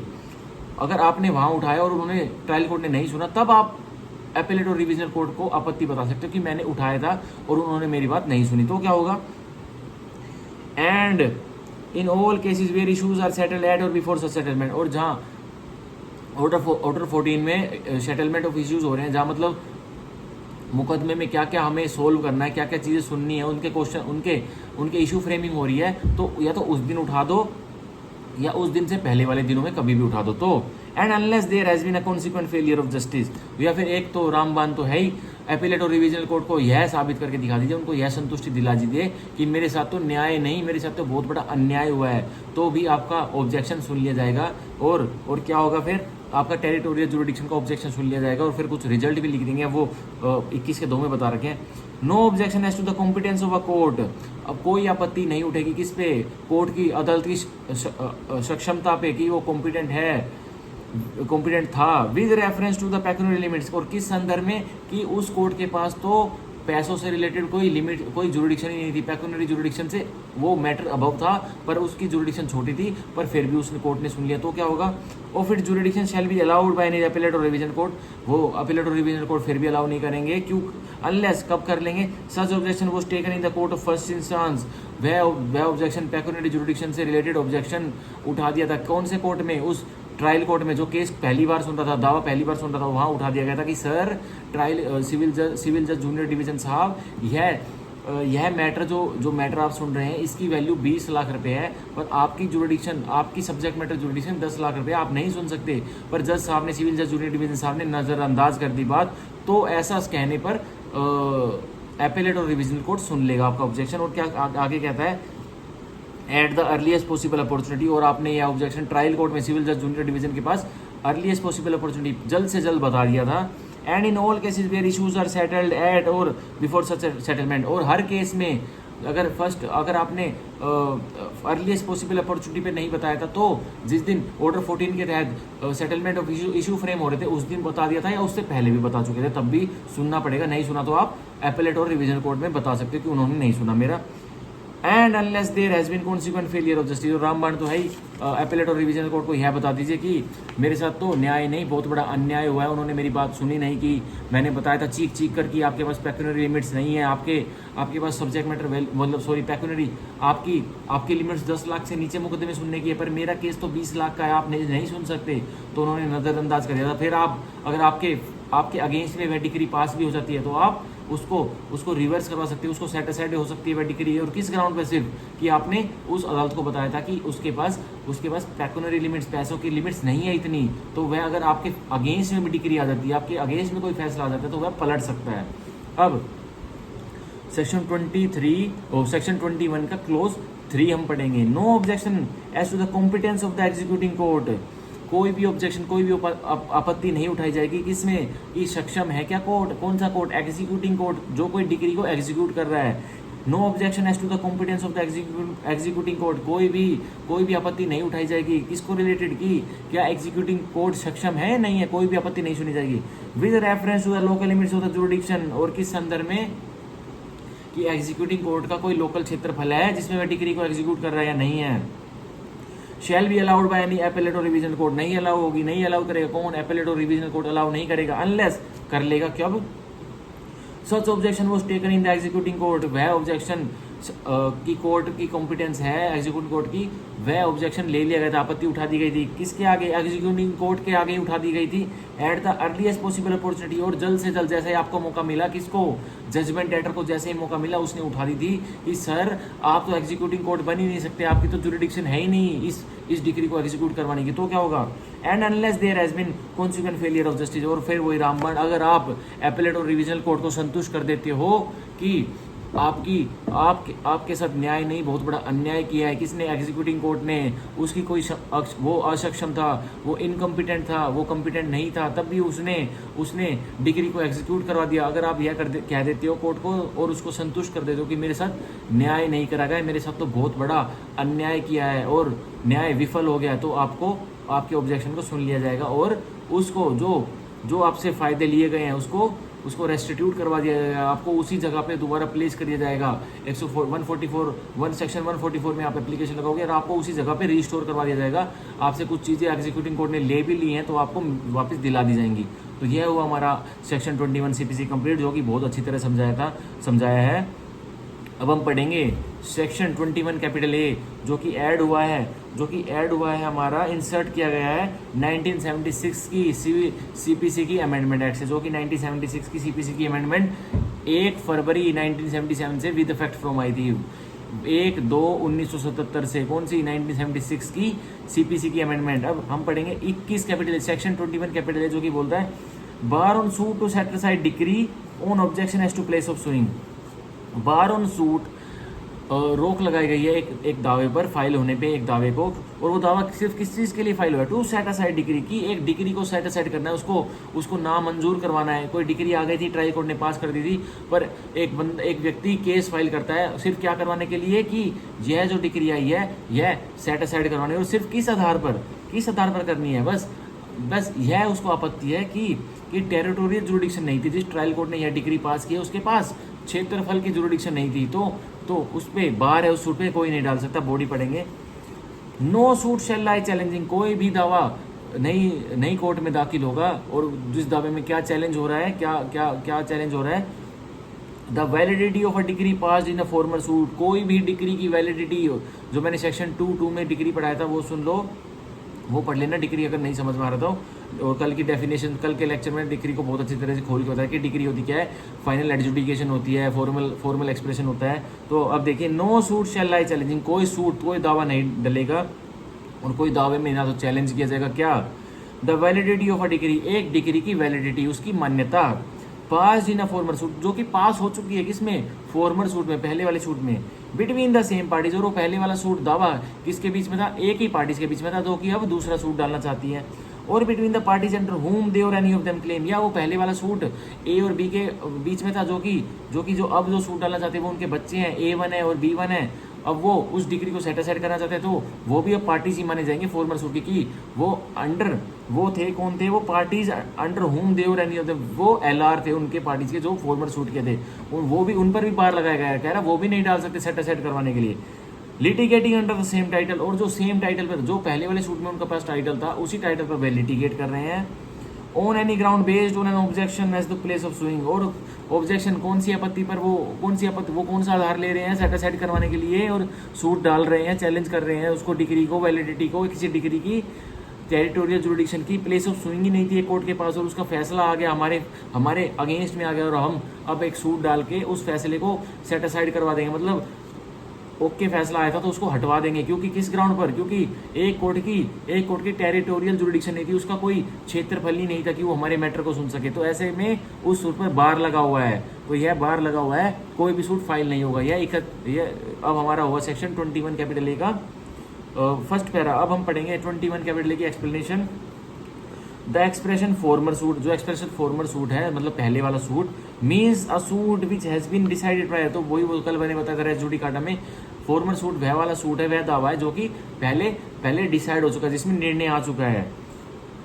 In the suit in which the validity of a degree is question, और उस सूट से पहले आ चुका है जिसमें आप किसी डिग्री की वैलिडिटी के लिए कोई सूट डाला हुआ है। तो ऑब्वियसली सूट जो पहले आ चुका है उसकी डिग्री आप सेटिस्फाइड कराना चाहते हो, तो अभी आपने कोई सूट डाला हुआ है। तो कह रहा है वेदर और not the previously decided suit was institute prior, भूल जाइए जो सूट बाद में डला था वह पहले डिसाइड हो गया, लेकिन जो सूट पहले डल चुका था वह अब तक चल रहा है, तो भी वो फॉर्मल सूट माना जाएगा। In which the validity of such decree is question, और जिसमें क्वेश्चन प्रश्न उठाया गया है उसकी डिग्री की वैलिडिटी का। तो मान के चलिए एक सूट फाइल होता ए वर्सेस बी जो कि हुआ था 1/1/2024 को, और एक सूट फाइल हुआ था बी वर्सेस ए जो कि फाइल हुआ था 1 मार्च 2024 को। तो अब क्या होता है, अब कैच क्या आता है, जो लेटर फाइल हुआ था, जो सब्सिक्वेंट सूट फाइल हुआ था, जो 1 मार्च को जो फाइल हुआ था वह सूट पहले डिसाइड हो जाता है, उसमें पहले फैसला आ जाता है। तो उस सूट को जो 1/3/2024 को डिसाइड होता है उस सूट को हम बोलेंगे फॉर्मर सूट, और जो अब एक वाला सूट है जो पहले फाइल हो चुका था उसको हम बोलेंगे अब सब्सिक्वेंट सूट। अब उसको भी रोक दिया जाएगा क्योंकि अब 1/3 वाले सूट पर फैसला आ चुका है, उसको सुन लिया जा चुका है। अब 1/1 वाले सूट में उस डिग्री को सेट असाइड नहीं करवा जा सकता जो 1/3 वाले सूट में आ गई है। सीधा यह कहता है, और ये सीधा section 21 capital A res judicata section 11 से भी कनेक्ट हो रहा है, हम इसको लिंक विद सेक्शन 11 कर सकते हैं। ओके, सो अब हमारा कंप्लीट हुआ सेक्शन 21 कैपिटल ए। अब हमारा 22, 23, 24, 25 4 सेक्शन रह गए, अब करेंगे section 22 power to transfer suits which may be instituted in more than one court. Power to transfer suit शक्ति है कि सूट्स को दावों को ट्रांसफर कर दे, इधर का उधर कर दे, उधर का इधर कर दे। विच may be instituted in more than one court, जो कि इंस्टीट्यूट हो सकते थे एक से ज़्यादा अदालतों में, तो उसकी पावर है कि उसको ट्रांसफर किया जा सकता है। जिस अदालत में इंस्टीट्यूट हो सकता था उसमें कर दिया, या जिसमें नहीं हो सकता था उसमें कर दिया। ठीक है, आप बॉडी पढ़ेंगे 22 की। वेयर अ सूट में be instituted in any one of 2 और मोर कोर्ट, जहाँ पे सूट इंस्टीट्यूट हो सकता था 2 या अधिक कोर्टों में से किसी की जुडिक्शन बन रही थी, पर वह इंस्टीट्यूट हो गया एक कोर्ट में। And is instituted in one of such courts, और वो इंस्टीट्यूट हो गया, मतलब दावा फाइल हो गया एक कोर्ट में। Any defendant after notice to the other parties, तो प्रतिवादी ही अब ट्रांसफर करवाएगा। सेक्शन 22 में प्रतिवादी एप्लीकेशन लगाएगा। एनी डिफेंडेंट आफ्टर नोटिस, और नोटिस भी देगा किसको, दूसरी पार्टीज को, मतलब या तो और कोई डिफेंडेंट है उनको भी, या जो वादी है प्लेंटिफ है उसको भी नोटिस देगा। मे डिस्क्रिप्शन है, मे क्या करेगा, at the earliest possible opportunity, और डिफेंडेंट एप्लीकेशन और नोटिस कब, और डिफेंडेंट एप्लीकेशन कब लगाएगा ट्रांसफर की, अर्लीस्ट पॉसिबल अपॉर्चुनिटी, जल्द से जल्द, जैसे ही उसको अपॉर्चुनिटी मौका मिले तभी लगा देगा। And in all cases where issues are settled at or before such settlement, और जिनमें इशू सेटल हो गया, आउटर 14 में सेटलमेंट ऑफ इशूज हो गया, या तो उस दिन लगा देगा जिस दिन इशू सेटल हो रहे हैं उससे पहले लगा देगा application. Defendant apply to have the suit transfer to another court, और अप्लाई कर देगा कोर्ट में एप्लीकेशन के थ्रू कि जो ये सूट है, जो ये दावा चल रहा है मेरे और प्रतिवादी के, मेरे और वादी के बीच में, इसको ट्रांसफर कर दिया जाए। ठीक है, क्योंकि दूसरी कोर्ट की भी जुरिडिक्शन बन रही है तो उसको ट्रांसफर कर दिया जाए। अब and the court to which such application is made, और जिस कोर्ट में वह पत्र लगता है, डिफेंडेंट पत्र लगाता है, आफ्टर कंसिडरिंग द ऑब्जेक्शंस को सुनने के बाद, क्या आपत्ति है प्रतिवादी साहब, आपने एप्लीकेशन क्यों लगाई है, उसको सुना भी तो जाएगा, उसकी सुनवाई होगी, और ऑब्जेक्शन क्या आपत्ति है उसके ऊपर कंसिडर किया जाएगा, देखा जाएगा। ठीक है, of the other parties, objection of the other parties, और दूसरी पार्टी भी उस एप्लीकेशन में कोई आपत्तियां लगा रही है तो उसको भी सुना जाएगा, उनको भी सुना जाएगा, इफ एनी अगर कोई है तो। शैल डिटरमाइन, अब वह कोर्ट जिसके आगे एप्लीकेशन लगी वह तय करेगा, डिटरमाइन करेगा, तय करेगा क्या, in which of the several courts having jurisdiction the suit shall proceed. अब जो 2 या 2 से अधिक कोर्टों में जुरिडिक्शन बन रही थी, अब वह कोर्ट जिसमें सूट चल रहा था, 2 या 2 से अधिक कोर्टों की जुरिडिक्शन बन रही थी, सूट फाइल हो सकता था, लेकिन एक कोर्ट में वह सूट चल रहा है, लेकिन अब किसी प्रतिवादी ने एप्लीकेशन लगाई नहीं, अब दूसरी कोर्ट में मेरे को ट्रांसफर करवाना है। ठीक है, तो अब वह कोर्ट जिसमें पहले सूट चल रहा था वह तय करेगा, उसकी डिस्क्रिप्शन है, उसकी डिस्क्रिप्शन है कि वो तय करा जाएगा, एप्लीकेशन को अलाउ किया जाएगा, डिसअलाउ किया जाएगा कि कौन से कोर्ट में अब सूट को सुना जाना चाहिए, इस दावे को सुना जाना चाहिए, और किसकी क्षेत्रफल बन रहा है, अब उस कोर्ट की डिस्क्रिप्शन है जिसमें एप्लीकेशन लगेगी, वह ही ट्रांसफर करेगा वो सूट को। ठीक है, तो इसमें बिल्कुल ये नहीं दिखा रखा कि ये भाई वो कोर्ट होना चाहिए, मतलब सिविल जज सीनियर डिवीजन का कोर्ट होना चाहिए या सिविल जज जूनियर डिवीजन का कोर्ट होना चाहिए। सेक्शन 22 में आप application, defendant application junior court में, सिविल जज जूनियर डिवीजन के पास भी लगा सकता है। ठीक है, अब हम पढ़ेंगे section 23 to what court application lie, अब इसमें बता देगा कि कौन से कोर्ट में एप्लीकेशन लाई करेगी, किसकी, वो 22 में जो मैंने बताया था अभी, अब नीचे उसका तरीका बता देंगे कि 23 में कि इस कोर्ट में जो 22 वाली एप्लीकेशन है जो बता रखी कि सूट इधर उधर ट्रांसफर हो जाएंगे एक कोर्ट से दूसरे कोर्ट में जिसकी जुडिक्शन बन रही थी। अब 23 में बता रहे कि कौन से अदालत में अब एप्लीकेशन लगेगी, पत्र लगाएगा डिफेंडर। अब 23 का एक बोल रहा है where the several courts having jurisdiction are subordinate to the same appellate court, जहाँ विभिन्न तरह के कोर्ट्स अदालतें हैं और वो किसके सबऑर्डिनेट हैं, वो एक कॉमन उनका एपेलेट कोर्ट है उसके सबऑर्डिनेट है। जैसे मान के चलिए गुड़गांव कोर्ट में सिविल जज जूनियर डिवीजन 1 है, सिविल जज जूनियर डिवीजन 2 है, सिविल जज जूनियर डिवीजन 3 है, और तीनों की जुडिक्शन बन रही थी उस सूट को ट्राई करने के लिए। तो अब सूट को ट्रांसफर करना है सिविल जज जूनियर डिवीजन 1 से सिविल जज जूनियर डिवीजन 3 जज साहब के कोर्ट में। तो अब एप्लीकेशन डिफेंडेंट कहाँ पे लगाएगा, तो एपेलेट कोर्ट, जो उन तीनों का एपेलेट कोर्ट होगा वहाँ पे एप्लीकेशन लगेगी। An application under section 22 shall be made to the appellate court, तो एप्लीकेशन जो 22 की एप्लीकेशन लगेगी जो डिफेंडेंट लगाएगा वो उस एपेलेट कोर्ट में लगेगी। ठीक है, तो यही कह रहा है 23 का एक। अब 23 का दो, where such courts are subordinate to different appellate court, अब वह जो कोर्ट है वो डिफरेंट एपेलेट कोर्ट के सबऑर्डिनेट है। जैसे सिविल जज जूनियर डिवीजन 1 के यहाँ केस चल रहा है, पहले फाइल हुआ था, लेकिन एप्लीकेशन लगती है और कहाँ ट्रांसफर करवाना है सूट को, सिविल जज जूनियर डिवीजन रेवाड़ी वाले को, मतलब गुड़गांव से केस उठ के जाना है रेवाड़ी और वो सिविल जज जूनियर डिवीजन है दोनों, तो एप्लीकेशन कहाँ पे लगेगी, where such court are subordinate to different appellate court, अब उनके भाई गुड़गांव वाले का डिफरेंट एपेलेट कोर्ट होगा, मतलब गुड़गांव का कोई एपेलेट कोर्ट होगा और रेवाड़ी वाले का डिफरेंट एपेलेट कोर्ट होगा, तो एप्लीकेशन कहाँ लगेगी 22 की, the same high court appellate court but to the same high court, कर गुड़गांव का और रेवाड़ी का हाई कोर्ट तो सेम है ना, Punjab and Haryana high court है, तो कहाँ लगेगी, the application shall be made to the said high court. अब अगर सिविल जज जूनियर डिवीजन 1 गुड़गांव से आपको सूट फाइल करवाना है, सूट ट्रांसफर करवाना है सिविल जज रेवाड़ी के पास, तो और अपेलेट कोर्ट भी डिफरेंट है उन दोनों के, तो अब एप्लीकेशन लगेगी सूट ट्रांसफर की 22 की, डिफेंडेंट लगेगा हाई कोर्ट में, और कौन सा high court, Punjab and Haryana high court में। ठीक है, तभी सूट ट्रांसफर होगा। अब सेक्शन 23 का 3 अब रेटुंडेंट हो चुका है, ये कोई पढ़ने की जरूरत नहीं है। सेक्शन 23 का सब सेक्शन 3 रेटुंडेंट हो चुका है, इसकी जजमेंट लिख लीजिए अगर कोई मेरी वीडियो देख रहा है तो। दुर्गेश शर्मा वर्सेस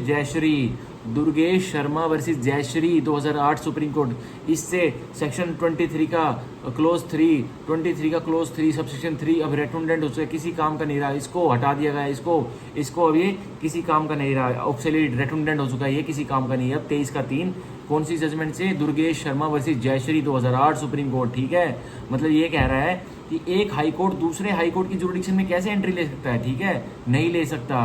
तो मतलब ये साफ सीधी बात, पहले ये कह रहा था कि एक matter high court to high court transfer करवाना है, तो ये कह रहा था कि जिस हाई कोर्ट में पहले प्रोसीडिंग स्टार्ट हुई है ना, वो हाई कोर्ट डिसाइड करेगा कि किसकी जुरिडिक्शन बन रही है। तो सुप्रीम कोर्ट ने यह कहा था कि एक हाई कोर्ट दूसरे हाई कोर्ट की जुरिडिक्शन में इंटरफेयर नहीं कर सकता, वह कोई नहीं होता। Punjab and Haryana high court कुछ भी नहीं है कि दिल्ली हाई कोर्ट की जुरिडिक्शन को एंटरटेन करे, मतलब डिसाइड करे क्या ये केस दिल्ली में जाना या नहीं जाना, नहीं। तो इसीलिए 23 का 3 सेक्शन 23 का 3 हटा दिया गया था, ऑब्सोलीट हो गया, रेटुंडेंट हो गया है। कौन सी जजमेंट से, Durgesh Sharma versus Jayshree 2008 supreme court से। ठीक है, अब सेक्शन 24 हम पढ़ेंगे और हमारे अब 2 सेक्शन रह गए 24 और 25, फिर वीडियो को एंड करेंगे। Section 24 general power of transfer and withdrawal, general शक्तियाँ किसकी, ट्रांसफर करने की, केस को इधर उधर करने की और या सब विड्रॉल करने की, अपने पास मंगवा लेने की। अब 24 का 1 on the application of any of the parties, अब पत्र लगाएगा कौन, वादी भी लगा सकता है, प्रतिवादी भी लगा सकता है। ठीक है, and after notice to the parties, और नोटिस दिया जाएगा पार्टीज, भाई जिसने पत्र लगाया उसको तो क्यों देगा, उसने तो एप्लीकेशन लगा दी। अब तो दूसरी पार्टी है जो उसमें रेस्पोंडेंट बनेगा उसको नोटिस दिया जाएगा।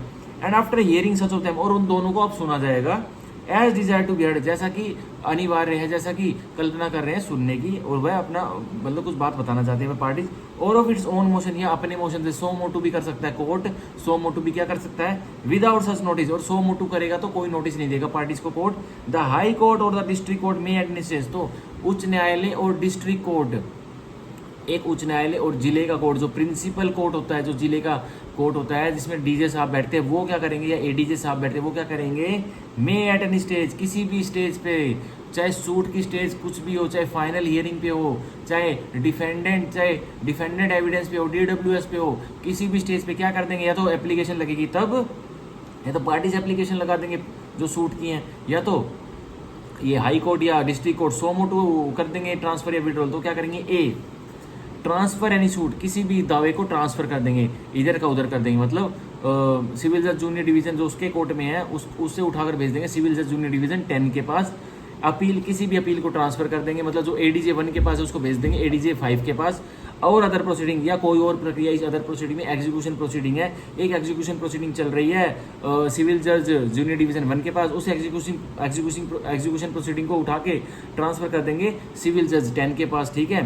पेंडिंग बिफोर इट, जो उसके समक्ष पेंडिंग है, for trial or disposal to any court, किसके लिए, ट्रायल के लिए और डिस्पोजल के लिए किसी अन्य अदालत में भेज दिया जाएगा। और कौन भेजेगा, subordinate to it, high court और district court subordinate to it, उसके जो नीचे अदालत काम कर रही हैं उसमें किसी भी केस को उठाकर भेज देंगे, अपील को भेज देंगे, कोई सूट को, कोई दावे को भेज देंगे, अदर प्रोसीडिंग, कोई एग्जीक्यूशन प्रोसीडिंग है उसको भेज देंगे।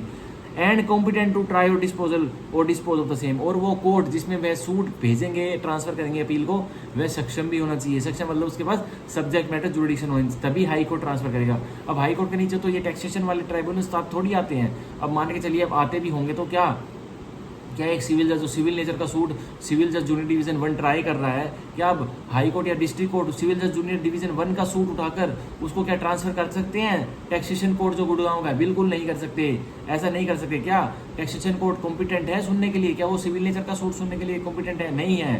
तो सिविल जज जूनियर डिवीजन 1 का केस उसी सिविल जज जूनियर डिवीजन 10 के पास जाएगा जो कि कॉम्पिटेंट है, जिसके पास सब्जेक्ट मैटर जुरिडिक्शन है। यही हमारा क्लोज ए या B. Withdraw any suit appeal, अब विड्रॉ कर लेंगे, अपने पास मंगवा लेंगे किसी भी दावे को, किसी भी अपील को। और अदर प्रोसीडिंग में आ जाती है एग्जीक्यूशन प्रोसीडिंग भी। पेंडिंग इन एनी कोर्ट, जो किसी कोर्ट में पेंडिंग है, पेंडेंट लाइट है, सबॉर्डिनेट टू इट, और जो वो कोर्ट उसके सबॉर्डिनेट है, किसके सबॉर्डिनेट, हाई कोर्ट के और डिस्ट्रिक्ट कोर्ट के, ठीक है। एंड और क्या करेंगे, सब advance try or dispose of the same, या तो खुद उसको ट्राई करने लग जाएंगे या जैसे किसी और को भेजेंगे, उसको विड्रॉ करके सबॉर्डिनेट कोर्ट को भेजेंगे और उसको निर्देश कर देंगे कि इस सूट को, इस अपील को अब तुम ट्राई करो, इस एग्जीक्यूशन प्रोसीडिंग को तुम ट्राई करो और इसको तुम डिस्पोज करो, तुम डिसाइड करके साइड में लगा दो। 2 transfer the same for trial, उसको जो सूट को, अपील को और अदर प्रोसीडिंग को जो विड्रॉ करेंगे उसी को ट्रांसफर कर देंगे, इधर उधर भेज देंगे, किसके लिए, ट्रायल के लिए। और डिस्पोजल टू एनी कोर्ट, और ट्राई करने के बाद डिस्पोजल, उसको निर्णय दे दीजिए उस सूट में, अपील में और अदर प्रोसीडिंग में। सबॉर्डिनेट टू इट, जो कि सबॉर्डिनेट है किसके, हाई कोर्ट के और डिस्ट्रिक्ट कोर्ट के। And competent to try or dispose of the same, और जो कि सक्षम है, किस चीज़ के लिए सक्षम है, उसको उस सूट को, उस अपील को और अदर प्रोसीडिंग को सुनने के लिए, मतलब उसके पास सक्षमता है। क्या सक्षमता है, सब्जेक्ट मैटर जुरिडिक्शन है, पेक्यूनरी जुरिडिक्शन है उनके पास, पैसों से रिलेटेड और सब्जेक्ट मैटर जुरिडिक्शन है उनके पास। अब ये नहीं है कि सिविल जज जूनियर डिवीजन के पास मनी रिकवरी का केस चल रहा था और हाई कोर्ट ने और डिस्ट्रिक्ट कोर्ट ने क्या किया, उससे उठा के केस मनी रिकवरी का किसी फैमिली कोर्ट को भेज दिया। ऐसा कर सकते हैं? बिल्कुल नहीं कर सकते। फैमिली कोर्ट मैट्रिमोनियल मैटर्स देखते हैं तो नहीं कर सकते। तो सिविल जज जूनियर डिवीजन का 1 का केस सिविल जज जूनियर डिवीजन 5 के पास भेज दिया तो यह कर सकते, क्योंकि वे दोनों कॉम्पिटेंट जजेस हैं, क्योंकि वह मनी रिकवरी का केस सुन सकते हैं। तो यही हमारा बी का 2 कह रहा है। अब हम पढ़ेंगे क्लोज बी का सब head 3, retransfer the same for trial or disposal to the court from which it was withdrawn. अब हाई कोर्ट ने जिस कोर्ट से वो विड्रॉ किया था, डिस्ट्रिक्ट कोर्ट ने जिस कोर्ट से suit, appeal or other proceeding withdraw की थी, उसको पहले तो विड्रॉ कर ली 1 महीने पहले, अब दोबारा उसको री ट्रांसफर कर दिया। पहले तो विड्रॉ कर ली, सिविल जज जूनियर डिवीजन 1 के पास से विड्रॉ कर ली, वह सूट और अदर प्रोसीडिंग वो भेज दे सिविल जज जूनियर डिवीजन 10 के पास। अब दोबारा री ट्रांसफर कर दिया सिविल जज जूनियर डिवीजन 10 से दोबारा उठाकर, जिसमें वैसे वहां से विड्रॉ की थी सिविल जज जूनियर डिवीजन 1 के पास, दोबारा वहां पे भेज दी, री ट्रांसफर कर दी। ठीक है। अब 24 का 2 हम पढ़ेंगे। अब वेयर एनी सूट और प्रोसीडिंग हैज बीन ट्रांसफर्ड और विड्रॉन, जहाँ कोई सूट, जहाँ कोई दावा और जहाँ कोई अन्य प्रोसीडिंग ट्रांसफर की गई है, मतलब इधर उधर भेजी गई है, विड्रॉ की गई है या फिर निकाल के कहीं भेजी गई है, अंडर सबसेक्शन 1 और सबसेक्शन 1 के तहत, the court which is thereafter to try or dispose of such suit, जो कोर्ट जिसके पास अब वह विड्रॉ वह ट्रांसफर किया गया सूट और अदर प्रोसीडिंग जाएगी या वह विड्रॉ की गई सूट या कोई प्रोसीडिंग जाएगी, वो क्या करेगा, और प्रोसीडिंग में subject to any special directions. तो हाई कोर्ट ने या डिस्ट्रिक्ट कोर्ट ने कोई उसमें स्पेशल निर्देश, कोई स्पेशल डायरेक्शन, कोई निर्देश लिख के दिए होंगे ना कि क्या कारण था कि मैं आपके पास ट्रांसफर और विड्रॉ करके सूट को या अदर प्रोसीडिंग को भेज रहा हूँ, तो स्पेशल डायरेक्शंस तो माननी पड़ेंगी हाई कोर्ट और उसकी डिस्ट्रिक्ट कोर्ट की जो लिख के दी होंगी।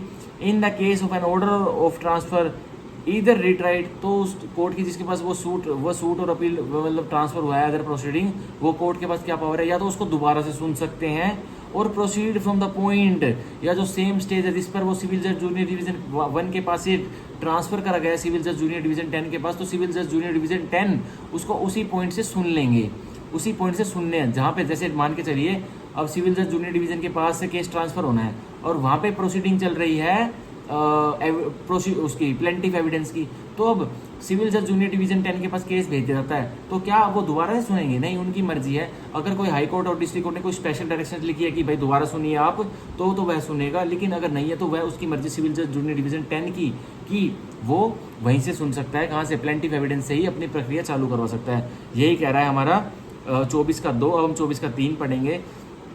For the purposes of this section, इस सेक्शन के समझने के लिए, इस धारा को समझने के लिए समझ लीजिए। A, court of additional and assistant जजेस, जो कोर्ट है, अदालत है किसकी? एडीजे की और एएसजे की, shall be deem to be the subordinate to the district court, तो उनको मान लिया जाएगा कि वो सबऑर्डिनेट है, जूनियर है किसके? सेशन जज के, डीजे साहब के वह जूनियर है। कौन? एडीजे और एएसजे, ठीक है। अब B, proceeding include a proceeding for the execution of a decree or order. अब प्रोसीडिंग जो ऊपर अदर प्रोसीडिंग वर्ड आया था जिसमें मैं बता रहा था कि एग्जीक्यूशन प्रोसीडिंग है, इसमें उसमें क्या? अब बी ने 24 के 3 के बी ने साफ क्लियर कर दिया कि प्रोसीडिंग में शामिल है क्या? वह प्रक्रिया जो कि है एग्जीक्यूशन ऑफ डिग्री या एग्जीक्यूशन ऑफ ऑर्डर की प्रक्रिया, एग्जीक्यूशन, ठीक है, वह भी शामिल है प्रोसीडिंग में। अब हम 24 का 4 पढ़ेंगे।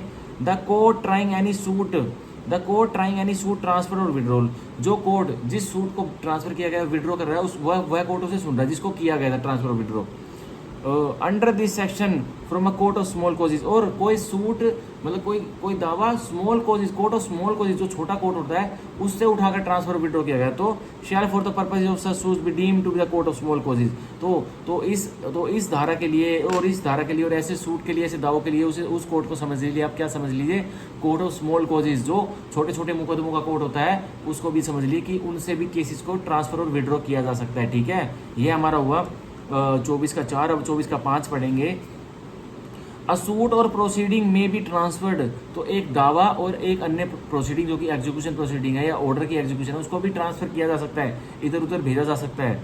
अंडर दिस सेक्शन, इस सेक्शन के तहत, फ्रॉम अ कोर्ट, एक अदालत से, which has no jurisdiction to try it, और जिसकी कोई जुरिडिक्शन है ही नहीं उसको भी भेजा जा सकता है। तो क्या हाई कोर्ट यह कर सकता है कि गुड़गांव के सिविल जज जूनियर डिवीजन के पास एक केस चल रहा है, एक दावा चल रहा है, क्या अब हाई कोर्ट यह कर सकता है कि गुड़गांव से वह केस उठाया सिविल जज जूनियर डिवीजन के 1 के पास से और उस केस को होटल जो कि हमारे पलवल के पास है वहां पे ट्रांसफर कर दिया सिविल जज जूनियर डिवीजन के पास? क्या हाई कोर्ट के पास पावर है? पंजाब हरियाणा हाई कोर्ट के पास बिल्कुल पावर है, बिल्कुल कर सकता है। गुड़गांव से केस उठाया सिविल जज जूनियर डिवीजन के 1 के पास से और होटल पलवल सिविल जज जूनियर डिवीजन 1 के पास ट्रांसफर कर दिया, यह भी पावर है हमारे हाई कोर्ट के पास, ठीक है, कर सकते हैं। और अब ऐसा क्यों कर रहे हैं? क्योंकि भाई देखो गुड़गांव की जुरिडिक्शन भी है, प्रॉपर्टी भी गुड़गांव में सिचुएट कर रही है, लेकिन ऐसा क्यों कर रही है हाई कोर्ट? क्योंकि भाई कोई हाई फाई मैटर आ गया है, कोई प्रेशर वाला मैटर आ गया जिसमें एमपी एमएलए कोई पॉलिटिकल प्रेशर है तो वो इन्वॉल्व है, तो एक जज को लगता है, जो गुड़गांव वाले जज है, जो सिविल जज है, उनको लगता है कि मेरे ऊपर तो प्रेशर बना जा रहा है, ये एमएलए एमपी का केस है और ये मेरे ऊपर प्रेशर बना रहे हैं, तो ऐसे में हाई कोर्ट उसको ट्रांसफर कर देगी उस कोर्ट के पास भी जिसकी कोई जुरिडिक्शन है ही नहीं केस को सुनने के लिए, उसको उस कोर्ट के पास भी कर देगी। भाई मेनली तो क्या आपको चाहिए? आपको जज साहब देखने हैं कि गुड़गांव के हैं, आपको केस में रिलीफ चाहिए, तो पलवल वाले होटल वाले सिविल जज जूनियर डिवीजन आपको रिलीफ दे देंगे, क्या जरूरी है फिर आप यहाँ पे करो? प्रेशर वाली सिचुएशन में ऐसे ट्रांसफर होते हैं। तो ये सेक्शन 24 सीपीसी के सब सेक्शन 5 ने क्लियर कर दिया, ठीक है। अब हम अपना लास्ट सेक्शन आज का 25 पढ़ेंगे। Power of supreme court to transfer suits etcetera, शक्ति किसकी? सर्वोच्च न्यायालय की, कि दावों को ट्रांसफर करे इधर से उधर, मतलब पंजाब हरियाणा हाई कोर्ट से भेज दिया दिल्ली हाई कोर्ट से उठा के भेज दिया छत्तीसगढ़ हाई कोर्ट, यहाँ कर सकता है। तो ये 25 में पावर दे रखी है सर्वोच्च न्यायालय को। अब 25 का 1 पढ़ते हैं। On the application of a party, एक पार्टी पत्र लगाता है, एप्लीकेशन लगाता है, कोई भी पार्टी सूट का, and after notice to the parties, और जैसे एक पार्टी, जैसे प्लेंटिफ ने पत्र लगाया, एप्लीकेशन लगाई, या डिफेंडेंट ने एप्लीकेशन, डिफेंडेंट ज़्यादा इंटरेस्टेड होता है, प्लेंटिफ भी कभी कभी हो सकता है, तो डिफेंडेंट ने एप्लीकेशन लगाई, प्रतिवादी ने एप्लीकेशन लगाई, कहाँ पर? सुप्रीम कोर्ट के सामने। And after notice to the party, जब अब एप्लीकेशन लगी है तो प्लेंटिफ को तो नोटिस जाएगा रेस्पोंडेंट को notice.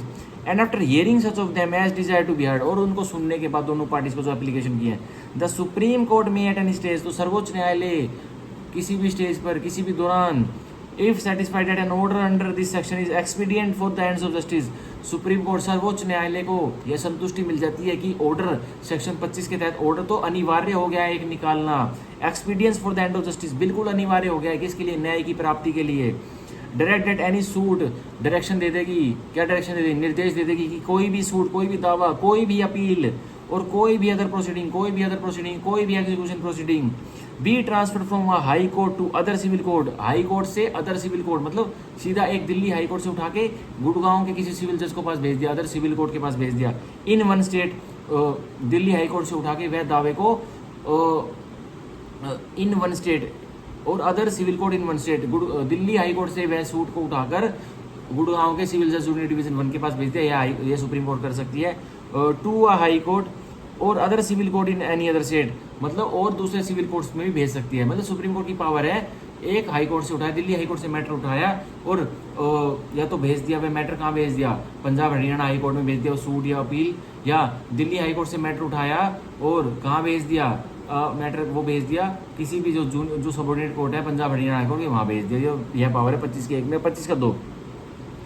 Every application under this section shall be made by motion which shall be supported by an affidavit, जो भी 25 के 1 में एप्लीकेशन लगी, जो पार्टी एप्लीकेशन लगाएगी तो उसके साथ एक शपथ पत्र, एक शपथनामा साथ में लगेगा उस एप्लीकेशन के साथ, क्योंकि इससे भाई ड्यूटीज वो बन जाती है कि अगर झूठी एप्लीकेशन है तो फिर बाद में पनिशमेंट भी क्रिएट हो सकती है। यह 25 का 2 कह रहा है। 25 का 3, the court to which such suit appeal or other proceeding is transfer, अब जिस कोर्ट को जो ये सूट और अदर प्रोसीडिंग ट्रांसफर किए गए हैं, shall subject to any special direction, अगर सर्वोच्च न्यायालय ने कोई स्पेशल निर्देश दिए हैं तो उसको मानना, in the order of transfer, उस ट्रांसफर के ऑर्डर में कोई स्पेशल डायरेक्शन उसको मानना, ईदर रीड राइट, तो वो कोर्ट क्या करेगा, या तो उसको दोबारा से सुन लेगा और proceed from the stage on which it was transfer to, या उसी सेम स्टेज से जहाँ पे वो केस था और आपके पास ट्रांसफर हो गया है वहाँ से सुन लेगा, ठीक है। अब 25 का 4, in dismissing any application under this section, अगर सर्वोच्च न्यायालय डिसमिस कर देता है, रद्द कर देता है कि एप्लीकेशन जो इस 25 के 1 के लगी थी, द सुप्रीम कोर्ट में if it opinion that the application was frivolous or vexatious, तो सर्वोच्च न्यायालय को लगता है कि जो एप्लीकेशन पत्र मेरे पास लगाया गया था वह तो फ्रिवलियस, बेखाम के लिए लगाया गया था, और वेक्सेशियस, टाइम खराब करने के लिए लगाया गया था, जाली था, बहुत ही नकली सा एप्लीकेशन थी। ऑर्डर द एप्लीकांट टू पे by the way of compensation, तो एप्लीकांट जिसने एप्लीकेशन लगाई थी सर्वोच्च न्यायालय में उसको ऑर्डर कर देगा कि तुम भुगतान दो, किसको, अपोजिट पार्टी को, रेस्पोंडेंट को, to any person who has oppose the application, उस पर्सन को भुगतान दो, रेस्पोंडेंट को जिसने तुम्हारी एप्लीकेशन को अपोज किया था, उसका सामना किया था। सच सम नॉट एक्सीडिंग 2000 रुपीज़, और कितना जुर्माना लगा सकती है एप्लीकांट के ऊपर, बहुत हंसी की बात है, सर्वोच्च न्यायालय 2000 रुपये का जुर्माना लगाएंगे, 2000 रुपीज़ प्री का question, as it consider appropriate in the circumstances of the case, और जितना भी उसको उचित लगे, 2000 से कम भी लगा सकते हैं, 1500, 1000, 500, 200, 100 इतना भी लगा सकती है, लेकिन 2000 लिमिट है सर्वोच्च न्यायालय की भी, ठीक है। तो यह हुआ हमारा 25 का 4। 25 का 5, the law applicable to any suit appeal or other proceeding, जो कानून एप्लीकेबल है किस पर, एक सूट पर, एक दावे पर, एक अपील पर और एक अदर प्रोसीडिंग एग्जीक्यूशन प्रोसीडिंग पर, ट्रांसफर अंडर दिस सेक्शन, जो इस 25 के तहत ट्रांसफर किया गया है, shall be the law which the court in which the suit appeal or other proceeding was originally issued, तो वही कानून फॉलो होगा जैसे तमिलनाडु के कोई से लोकल लॉ के तहत, एक केस फाइल हुआ पड़ा था, पर किसी ने एप्लीकेशन लगा दी सुप्रीम कोर्ट में और ट्रांसफर की एप्लीकेशन लगा दी कि तमिलनाडु हाई कोर्ट से उठाकर वह केस कहाँ ट्रांसफर कर दिया जाए, दिल्ली हाई कोर्ट कर दिया जाए। तो यही 25/5 यही क्लियर कर रहा है कि सूट के ट्रांसफर होने के बाद यह मत समझना कि अब उस सूट में, उस अपील में और उस अदर प्रोसीडिंग में अब तमिलनाडु का कोई लोकल लॉ था वो एप्लीकेबल नहीं होगा, अब दिल्ली का लॉ एप्लीकेबल होगा, या फिर कोई यूनिवर्सल लॉ जो हमारे स्टैट्यूट है, जो देश वाइज के स्टैट्यूट है सब्सटेंटिव लॉ, वो एप्लीकेबल होंगे। तो ऐसा नहीं होगा, वहीं का लॉ एप्लीकेबल होगा उस ट्रांसफर प्रोसीडिंग में जो बेशक से ट्रांसफर की गई है, ठीक है। तो यहाँ हमारा पूरा होता है 25 और सेक्शन 25 भी हमारा पूरा हो जाता है यहाँ पे। अब मैं सेक्शन 25 का जो क्लोज 1 है उसको दोबारा समझाना चाहता हूँ, वो बहुत इंपॉर्टेंट है। देखिए, on the application of a party, जब एक पार्टी पत्र लगाते हैं कहाँ, सर्वोच्च न्यायालय सुप्रीम कोर्ट में, and after notice to the parties, और दूसरी पार्टीज को नोटिस जाएगा, and after hearing such of them, और उन पार्टीज को सुना भी जाएगा और सुनवाई करेंगे, as desire to be heard, जैसा कि सुप्रीम कोर्ट सुनना चाहती हैं। द सुप्रीम कोर्ट में एट एनी स्टेज, वो सूट अपील प्रोसीडिंग किसी भी स्टेज पे है तो सुप्रीम कोर्ट फिर भी, सर्वोच्च न्यायालय फिर भी क्या करेगा, if satisfied that an order under this section is expedient for the ends of justice, satisfied होती है कि एक ऑर्डर इस 25(1) के तहत करा जाना चाहिए क्योंकि न्याय की प्राप्ति के लिए। Direct that any suit appeal or other proceeding, तो निर्देश दे देगी कि एक सूट, एक वाद एक अपील या कोई और अन्य प्रक्रिया किसकी एग्जीक्यूशन की, बी ट्रांसफर्ड, उसको ट्रांसफर कर दिया जाए कहां से, from a high court to other civil court in one state, from a high court to other civil court in one state to high court, एक हाई कोर्ट से उठा के एक दूसरे सिविल कोर्ट में जो कि दूसरे स्टेट के हाई कोर्ट के अंतर्गत है उसमें कर दी जाएगी, ठीक है। Or to other civil court in any other state, या फिर एक हाई कोर्ट के एक जैसे Punjab and Haryana high court के गुड़गांव से उठाकर फरीदाबाद में भेज दिया जाएगा तो वो तो सेम कर सकता है हाई कोर्ट ही, या फिर अब एक हाई कोर्ट से उठाकर दिल्ली हाई कोर्ट से उठाकर Punjab and Haryana high court की जुरिडिक्शन में किसी जजिस के पास भेज दिया जाएगा तो ऐसा भी कर सकती है कौन, सुप्रीम कोर्ट। यही हमारा यहाँ इसी के तहत हमारा सेक्शन 25 कंप्लीट होता है सीबीसी का। आज हम 25 तक करेंगे। आज हमने किया सेक्शन 12 से लेकर 25 बिल्कुल एक्सप्लेनेशन में, तो यही पेपर में बहुत इंपॉर्टेंट क्वेश्चन है। अब हम पार्ट 3 में रैपिड रिविजन की कल करेंगे। कल हमारे जो सेक्शन 26 के ऊपर है वो वाले प्रोविजन करेंगे। तो thank you, bye bye, take care, good bye.